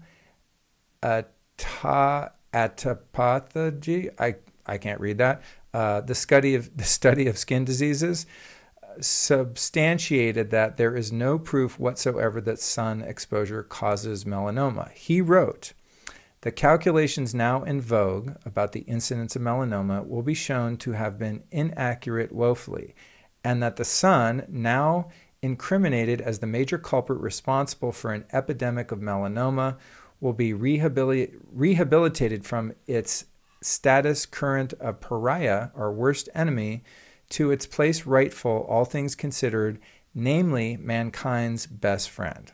And that would be my opinion as well. Onward. The results of a 1982 study conducted by researchers at the London School of Hygiene and Tropical Medicine and published by the medical journal The Lancet demonstrated that fluorescent light exposure from indoor work, and this was back in 1982 when most of the workforce was yet to stare at a computer screen all day, like I'm currently doing, creates twice the incidence of melanoma than outdoor work in the sun. You got that? So in 82, they found people working under fluorescent lights indoors, which is non-native blue light, we now know, got more cancer than people outside. Hello? Office workers exposed to high levels of artificial lighting during the day with minimal exposure to sunlight had the highest risk of developing melanomas and mutations in their cells. Furthermore, lack of sunlight and our culture's epidemic lack of vitamin D3 are linked to cancer overwhelmingly in more than 2,500 studies. Several studies confirm that appropriate sun exposure actually helps prevent skin cancer. In fact, melanoma occurrence has been found to decrease with sun exposure and increase with sunscreen use. Yeah. There is also a lack of scientific evidence that sunscreen prevents skin cancer. However, synthetic sunscreens do prevent sunburns. Let's look at how this is achieved. When we apply sunscreen, sun-shielding chemicals that block UVB rays are absorbed into our skin. UVB rays do cause burns after extended time in the sun. SPF, sun protection factor, is a designation that can be used only for synthetic ingredients that have been laboratory tested to prevent sunburns. Yet, SPF creates a false sense of security by disabling our skin's early warning protection, the sunburn, against overexposure to the sun. Essentially, sunscreen anesthetizes skin. UVB rays, the rays blocked by sunscreens, are also the nourishing rays that spark the production of vitamin D in the body. Y'all getting the picture here of what's going on? This is such good information. UVA rays become harmful when they are separated from their UVB ultraviolet partner by sunscreen.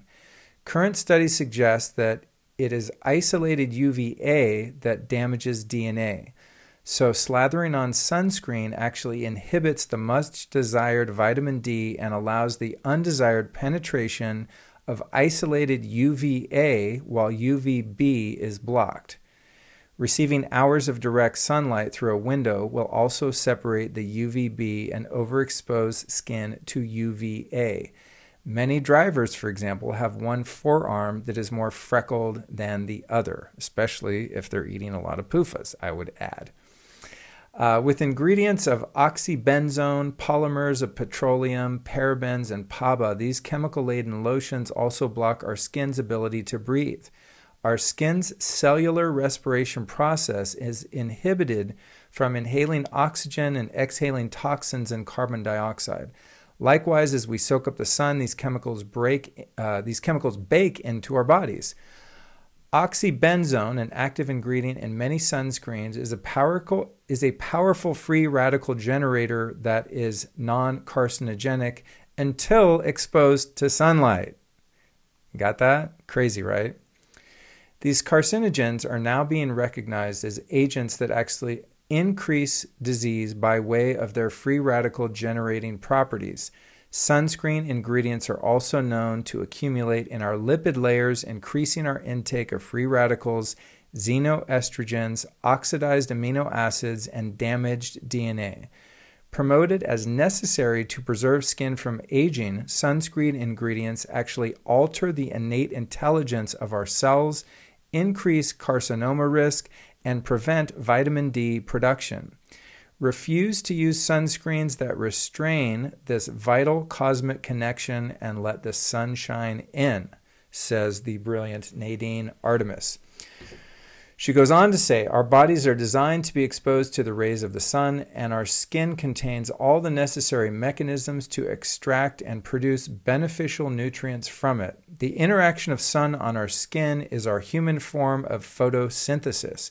Sunlight in the form of UVB rays touching the skin produces beneficial nutrients that our bodies require. Our skin converts sunbeams into regenerative substances of melanin, sulfur, and the steroid hormone vitamin D. This distinct steroid hormone influences every cell in our body and is easily one of nature's most potent champions. I think of vitamin D as golden drops of sun fluid that we all need internally to be optimally well-oiled. The most natural and effective form of vitamin D is the type that we synthesize when our skin coalesces with the sun without sunscreen. The best time of day to get out and play in the sun for making vitamin D is morning to solar noon. Time variances, existing melanin levels, geography, and weather are all factors in how much shine one should need to get a day's supply of D. Of course, there is an app for that, which there is. My brother uses that. I forget the app. It's like the vitamin D app, and it looks at where you are on GPS and tells you how much vitamin D you're making in your relation geographically to the sun. It's pretty cool. We'll find the app and put it in the show notes. Furthermore, our skin's exposure to sun produces two types of essential sulfur, cholesterol sulfate and vitamin D sulfate. Sulfur, cholesterol, and vitamin D produced in our skin from sun exposure are necessary for optimal cellular health while protecting us from radiation damage. Sulfur and cholesterol protect our DNA from radiation damage that contributes to cancer. They become oxidized upon exposure to the high-frequency rays in sunlight, thus acting as antioxidants to take the heat, so to speak. Vitamin D3 from oral supplements, which is unsulfured and fat-soluble, is helpful, but it is not bonded to sulfur to make D3 sulfate. Vitamin D3 sulfate is water-soluble and moves freely in the bloodstream, providing a healthy barrier against bacteria. It is synthesized in the skin, where it forms a crucial part of the barrier that keeps out harmful bacteria and other microorganisms such as fungi. And I'll just add that in the, I don't even want to give energy to this pandemic shit, but, right now people are being told to stay indoors, and beaches are being closed and parks are being closed, and they're thinking that that's how people are going to fight a virus. It is absolutely insane and makes me want to do bad things to politicians. Anyway, our current I'll meditate and I'll get over it. It's all part of the plan.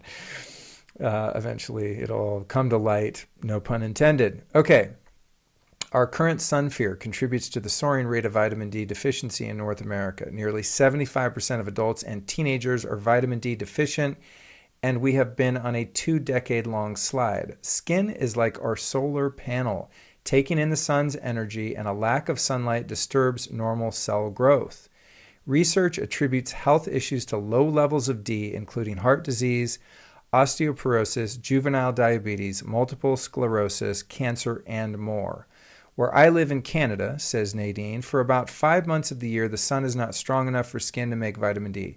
Still, on sunny days, I open my doors to the sunshine and bask in the prana, the light, and the very fresh air. I make sure that my diet is rich in fats and greens, and I do find it essential to apply transdermal vitamin D cream and transdermal patches of vitamin D, as well as supplement an oral D3 and K2 combination. By the way, SirThrival.com makes a great D3 and K2 combo, as does Quicksilver Scientific, for that matter.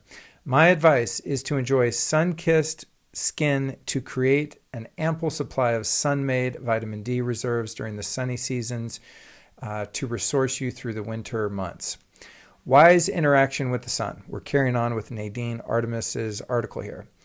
We do want to avoid sunburns, yet getting sunburn is actually easier on our DNA than processing the cell damage from being in the sun with synthetic sunscreen. Sunscreen blocks our biological mechanism called melanin that was designed to guide our skin's interaction with the sun. When we get sunburn, our ancient photoprotective melanin ensures that only a tiny fraction of our DNA is damaged by the absorbed photons. Our DNA naturally transforms 99.9% of the photons into heat. In this instance, heat is harmless. The remaining 0.1% of the photons is what causes sunburn. In DNA, this conversion of photons into harmless heat is extremely efficient. However, sunscreen damages DNA indirectly and without the warning signal of a burn. It is this indirect DNA damage that is responsible for mutations. Sunscreen causes indirect DNA damage. Moment there while I post this on Instagram Live. Stand by, folks. Thank you. Always like to Instagram Live all of my recordings. And by the way, if you want to see the behind-the-scenes recordings of podcasts like the one you're listening to, go ahead and give me a follow on Instagram. That's at Luke Story, Storey. Okay, back to what I was saying. Sunscreen causes indirect DNA damage because of the photons are not efficiently converted into harmless heat.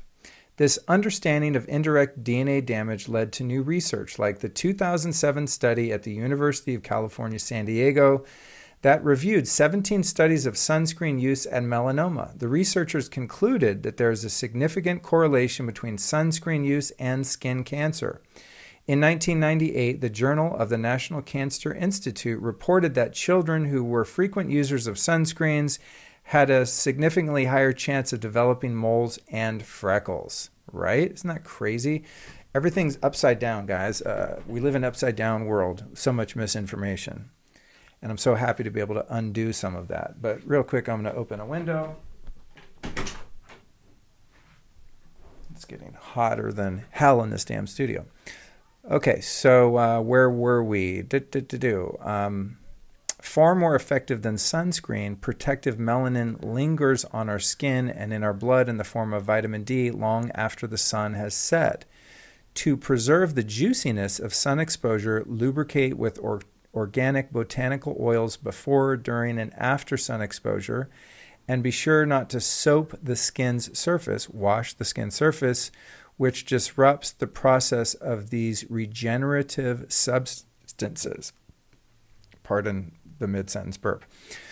While being campaigned into sacrificing sunlight, we have been told and sold on shunning the sun, and we fear exposure of the sun's rays reaching our skin.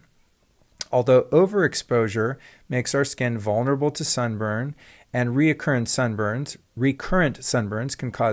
can cause visible damage, There is more to the story than the sun being the sole perpetrator of hyperpigmentation and wrinkles. Our interaction with the sun needs to be not all or none. If we are wise, we can enjoy a healthy, happy relationship with our ancient friend, the sun.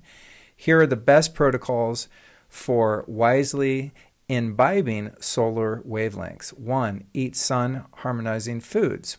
Upon the altar of sunshine, what we ingest determines how our skin responds to sunlight. Skin cells must be strengthened and nourished internally with real food and water to receive the full blessing of interacting with the sun.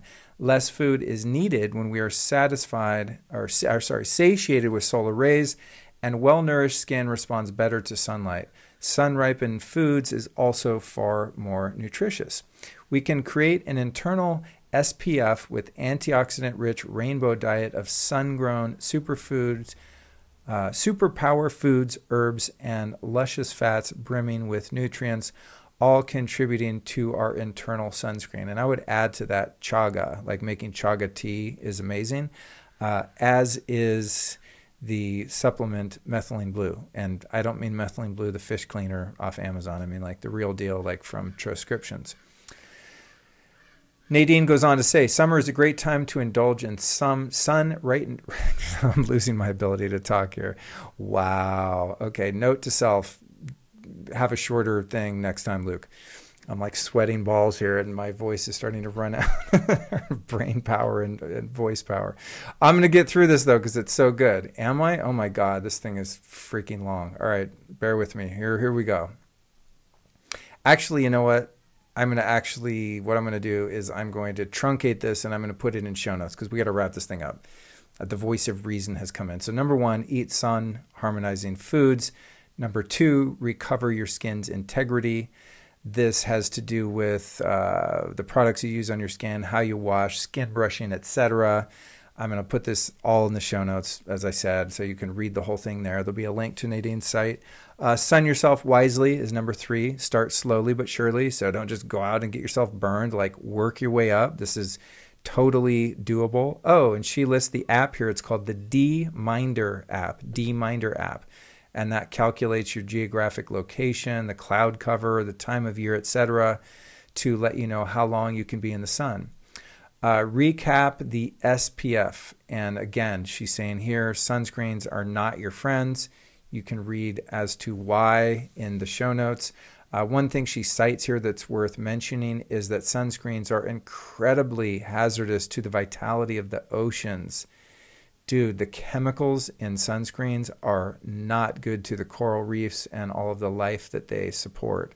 So for that reason, I am super anti-sunscreen also. Number 5, bet on botanical oils. So Nadine here that wrote this is a lifelong student and now teacher of all things essential oils, things that are good for your skin, that protect your skin. And so the Living Libations products, as I said earlier, are absolutely fantastic. You know, coconut oil, jojoba, olive oil, sea buckthorn, all these types of oils in products are just applied directly to your skin, are amazing as natural skin protectants. Also, raspberry seed oil is under a spectrometer, yes. Raspberry seed oil absorbs both UVB and UVC rays while scattering UVA. So this is a botanical equivalent of a SPF 25, for example. So there's all sorts of things in nature, in other words, that can help protect your skin. In the meantime, Living Libations makes something called Everybody Loves Sunshine with zinc, which has zinc oxide, which reflects the sun's rays and is a really pure option. And uncoated zinc oxide is purer than both titanium dioxide and coated zinc dioxide, which is made with synthetic silicone, and you don't want anything synthetic. So anyway, moral of the story is, don't burn yourself, just be smart. And then she has a whole piece on sun gazing, staring at the sun. And this is something that I do every day possible. It's also something that you want to do safely. You don't just go in the middle of the day and stare up at the sun like a dum-dum. You definitely want to, study this ancient Ayurvedic practice and do so wisely. But in my opinion, sun gazing is one of the most powerful things you can do for your health. On to the next couple questions, and these will be quick, trust me, because I have easy answers. Mazina says, male pattern baldness, how to prevent, slow it down, and stimulate hair growth. Any supplement, product, treatment recommendations would be much appreciated. I know of one product and one product only that has been proven to help with this. It's made by C360 Health. These are the guys that also make the Revive product, the C60 product that I recommend and take every day. And you'll find that in the show notes. It's on my web store. It's made for hair growth, and it's made with C60. It's incredible stuff. I've used it a few times, but I haven't been diligent about it. You've got to use it on quite a regular basis. But I've seen the before and after pictures. They are not photoshopped. I've interviewed the owner, Ian Mitchell, on my show. He's a very cool guy, has integrity. He's not a liar. He grew his hair back. He texts me before and after pictures just on the download that aren't even on their site. And this shit works. It's incredible. Combine that with red light therapy from a company like Juve, and you are winning. And then I'd also say, or for Mazina here, to get your hormones checked by a functional medicine doctor. It is likely that you have not enough testosterone, not enough free testosterone, too much estrogen, etc. Hormones have a lot to do with how hair grows and doesn't grow. So I would definitely look into balancing your hormones with a qualified doctor. Next, Richard says, hey guys, I've been trying out the whole vegan thing while on this quarantine. So far it's been good, but I've noticed at times feeling lightheaded. Anybody have any tips on suggestions, etc.? I've heard this probably 100 times over the years. I was a vegetarian for a long time, experienced a lot of health problems as a result of that personally. It's my own story. I know plant-based people get pissed at me when I say that, but it's just the truth. It happened. I would say, like most experimental and extreme diets, they often work for a period of time, then eventually your body can fall out of balance. And I would say this is potentially true for the carnivore diet or, paleo. Anything you do paleo is not really extreme. That's probably the safest, but anything that is like a fast is potentially going to have problems. And to me, a vegan diet, a plant-based diet is basically a detox fast diet. And so I personally think it's great to do for a period of time, clean out toxins, lighten the load, do some colonics, maybe go, vegan once a year, whatever. Personally, it doesn't work for me. And to be quite honest with you, I've met so many people, you guys, that are public figures that were plant-based for a long time and then built an audience around that and had to start eating some animal products on the down low because their health fell apart, straight up. And they're like, how do I come out to my community that I have to eat ghee and bone broth at least now in order to stay healthy? And I'm like, I don't know, just be honest. That said, I really don't care what people eat. I'm not like political about eat. You want to be plant-based, like go for it. Who cares? Whatever gets you through the night, as John Lennon said. But to answer this question, I would be being dishonest and disingenuous to say that I have not heard this again and again. In fact, a good friend of mine who's a very public plant-based figure recently came to me, literally like whispered in my ears, like, dude, I'm starting to smell meat and like it's smelling real good. And like I have no energy and my body's like craving that meat. I'm like, dude, I mean, you can't follow dogma. You got to follow your body. And that's what I do. Sometimes my body wants more vegetables. Sometimes it wants more meat. So my recommendation to him was, if you want to be ethical, because his thing is kind of more of a Buddhist perspective, do no harm kind of thing. And I'm like, well, if you want to get the nutrition from animal products and not kill extra animals, you could do bone broth, and you can get a lot of the nutrients that are missing from a plant-based diet from bone broth. And guess what? No animals are killed to make bone broth. These are animals that are already killed for people that want to eat their meat and organs. I've actually interviewed Justin Mars, the founder of Kettle and Fire Bone Broth, and I asked him, just in terms of the industry, where do you guys get the bones? And like, these are bones that would go to the pet industry if we weren't making bone broth out of them. So if it's an ethical issue and you're feeling like you're missing some of the vital amino acids, proteins, nutrients, etc. from animal products, bone broth is a good way to go, as is ghee. I don't think any extra cows are slaughtered in order to get ghee. That said, I've done many shows about this topic because I find it fascinating, even though I'm not really hung up on diets much. As I said, eat whatever feels good to you, and I'm happy for you. But the fact remains that there has never been ever in recorded human history a 100% vegan human civilization, which is why I personally call it experimental. Now, that doesn't mean that it's bad for you. It just means we don't know yet. It would take 2 to 3 generations of 100% vegan people to breed with other 100% lifelong vegan people, for them to have vegan kids, for those kids to be vegan their whole life, breed with other 100% lifelong vegan kids. And we'd have to do that 2 or 3 times for a whole generation to see if it's viable. And for me, until that's been done by someone else other than me, because I'm not going to take that risk, it's not for me, you know. And so the person asking this question might just be running into something that is quite, it's experimental. And maybe it is good. I really don't know. It's just there's no evidence to prove that it is.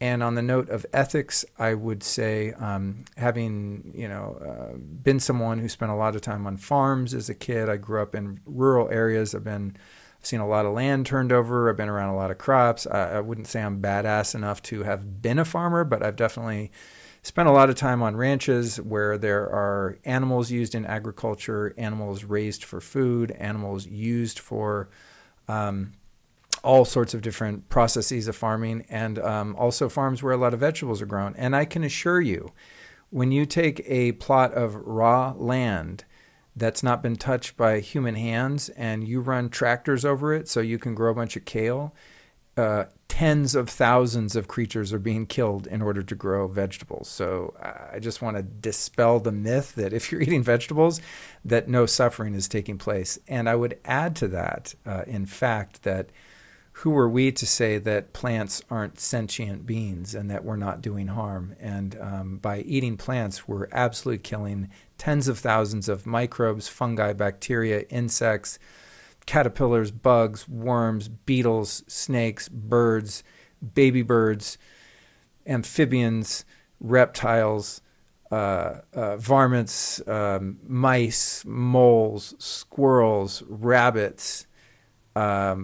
Anytime human beings take land and farm vegetables on it, a lot of creatures are dying, notwithstanding the actual vegetation which is being killed. And so, as I said, as a 10-year vegetarian, and someone who doesn't want to do harm, I love animals, I don't want to kill animals either.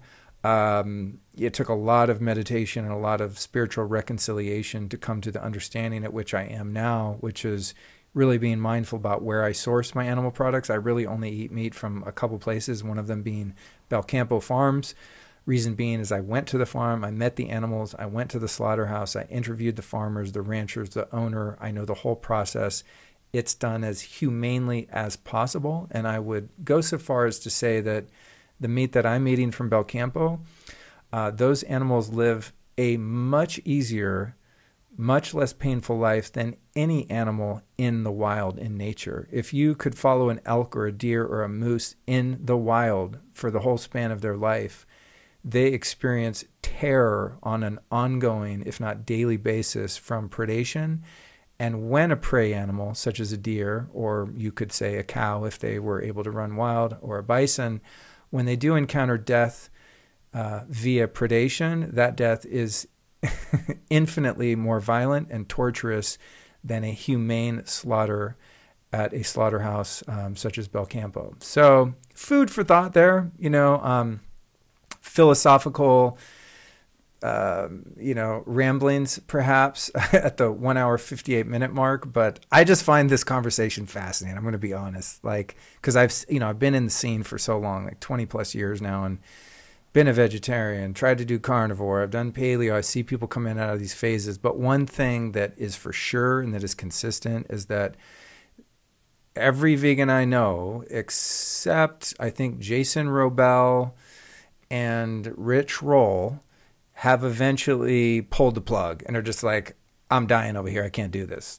I'm becoming emaciated. My hormones are wrecked. I'm jacked. A lot of women become infertile. I don't know, man. it doesn't seem to be viable in the long term. But again, if you're doing it and you're doing great, more power to you. I love it. I know your heart's in the right place. And what do I know? I mean, there's breatharians, dude, that don't eat any animal products or anything at all, from what I understand. I mean, you talk to like Wim Hof, he's super healthy, and I remember this interview, they asked Wim Hof, what do you do for food? He's like, what? Who cares? I just eat whatever. So, well, what did you eat today, for example, Wim? He gets his labs done all the time. He's very healthy, and he's like, today I had tomato and a can of beer. So what do I know? You know what I'm saying? Like, maybe it's mind over matter. Maybe you can manifest nutrients out of thin air. I don't know, but it seems to be that there are just nutrients in animal products that you just can't get from plants. And so that might be why our Facebook group member here is like, wow, I'm feeling lightheaded and dizzy. So again, to come off of that, my recommendation would be bone broth. Ethically speaking, ghee is incredibly nutritious density. Also pastured eggs, egg yolks specifically, and maybe some small on the, low on the food chain, small cold water wild fish, sustainably sourced, etc., or a few clean oysters here and there that are from high quality farms that are mindful about the, the quality of the water. So anyway, that's my take on that, my friends. If you doubt what I'm saying about human history and the experimental nature of a product, of a food program devoid of any and all animal products, I recommend you study the work of Dr. Weston A. Price for more information on, the historical relevance of eating a natural human diet and what that looks like, and the nutrition deficiencies that he discovered. He was a dentist. He traveled around the world to study people's teeth, and then essentially discovered all of these very deficient people in certain cultures and these very robust people in other cultures, and out of that extrapolated what he believed to be the most beneficial and natural human diet. That's the work of Dr. Weston A. Price. So that is what I have to say about that. And we made it through, you guys. So there you go, man. Thanks for sticking with me the whole way. I was like, when I make these manuscripts, I'm like, yeah, that's about an hour. And then I swear to God, when am I going to learn? Every time I go through, I'm like, damn it, I could have cut this into 2 episodes and made it easier on people and easier on myself. But anyway, there you go. Next time I do a solo show, I'm going to take my manuscript and those notes, and I'm going to cut them in half and make 2 shows out of it. But if you made it through to the end, I hope that you were inspired, that you learned some stuff here. This is, any of the stuff I just covered, man, is not coming from a judgmental place. If you love sunscreen, you love living on green juice, whatever, PUFAs, like that's your jam. You hate spiritual books. It doesn't matter. Do you, do what works. Take what you value from this podcast and every episode of this podcast, and leave the rest. If it doesn't fit, no offense taken. It's all good. I'm here to be of service and share my passions and my discoveries, and share the wisdom of all the beautiful, brilliant, amazing people that I have the luxury of interviewing on a weekly basis. Speaking of which, this would be a great one for plant-based people to check out. Our next Tuesday's episode is Why You Can't Beat Meat, the Ultimate Carnivore Diet Guide with Dr. Paul Saladino, who's, I would say, probably the most vocal and popular proponent of the carnivore diet. Again, sounds like an experimental, radical diet, but I got to say, after I interviewed him, he was very hard to argue with. He comes with hard-ass science, dude. And I was just like, I think this is what I should be eating. Now, I haven't been able to do that, or really tried to do that, to be honest, but he makes a great case for, I don't know, why meat just might be the healthiest food in the world and pretty much all you need to eat. It's a very interesting episode. I'd also like to point you to, on this particular topic, episode 245 of this show with Daniel Vitalis, How to Become a Modern Hunter, a Modern Day Hunter-Gatherer. That's 245, featuring Daniel Vitalis.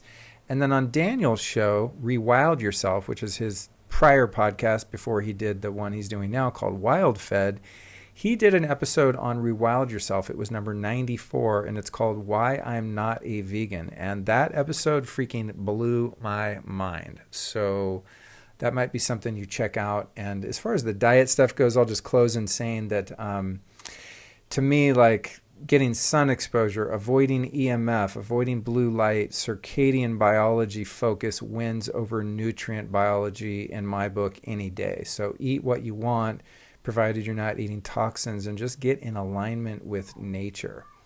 And that, my friends, pretty much does it. Oh, no, it doesn't. Shit, there's one more question. Richard says, does anyone have personal experience with improving eyesight naturally? Currently a minus 2.00 and would like to not wear my glasses. Okay, Richard, I'm working on this one myself. Same issue here. My eyes got destroyed from living under these 2 cell towers, which is why I made my new online course about EMFs that you guys have been hearing so much about, and also from doing too much close-up device and computer work like I'm doing right now, staring at my manuscript for 2 hours.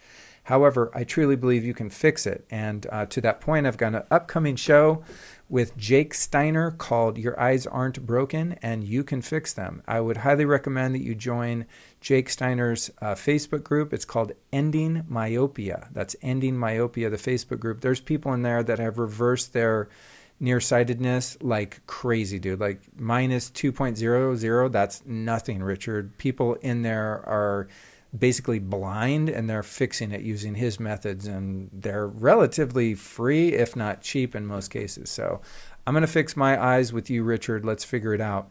This Sunday, I've got a bonus show. It's a guest spot. It's a rebroadcast on a podcast called Meet Delic. It's the Meet Delic podcast.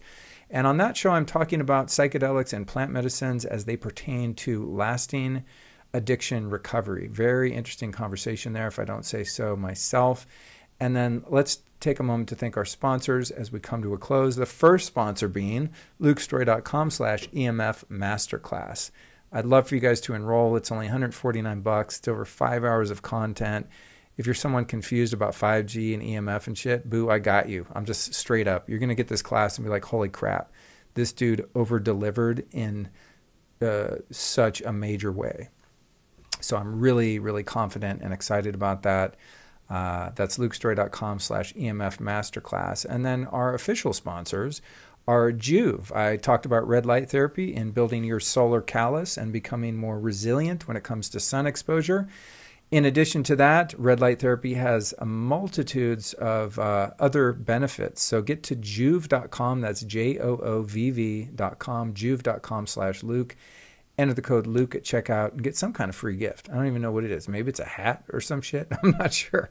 I wish the free gift was like an extra red light, but I think they're too expensive for that. But anyway, Juve.com/Luke. And then for some amazing spore-based probiotics and some other great immune products. And what else is Just Thrive? They have a great K2 product, actually. Go to justthrivehealth.com. That's justthrivehealth.com. And the code there is Luke15, and that saves you 15% off. If you're going to take one probiotic, Just Thrive's probiotic would be the one I'd recommend. I'm currently, I always have to be honest. Now, I have a bunch of their probiotics, and I was on it for a long time. Help me. I'm doing an experiment with this other really crazy thing right now, so I can't take probiotics. But when I get back on them, I'm going to be back on my Just Thrive. So I always like to be honest when I say, like, I use these every day. I do use them every day, but I'm on a break right at the moment because I'm doing a weird experiment I'll tell you guys about later. So that, my friends, is solo episode 295. Wow, what a doozy. I hope you enjoyed that. I hope you learned something. I hope you're inspired. If that was indeed the case, please, by all means, share this show with a friend, someone you love. Maybe even someone you don't like that much. Maybe they'll awaken and become a better friend or lover as a result of hearing this particular episode. Who knows? It's worth a shot. I really appreciate the support. I appreciate those reviews. You guys doing all those posts on your Instagram stories. I see that every day. So many people are like posting what they liked about an episode with a swipe up. It's incredibly helpful and supportive to the mission here and helps give me the energy to do these 2-hour solo shows. And I promise you next time I'm going to do it in 60 minutes or under. I swear to God. If I don't know what, do something like email my website and scream at me and make me not do that to myself again. But hopefully, since you made it to the end, you enjoyed the show. And for that and for you, I am eternally grateful. See you on the next one.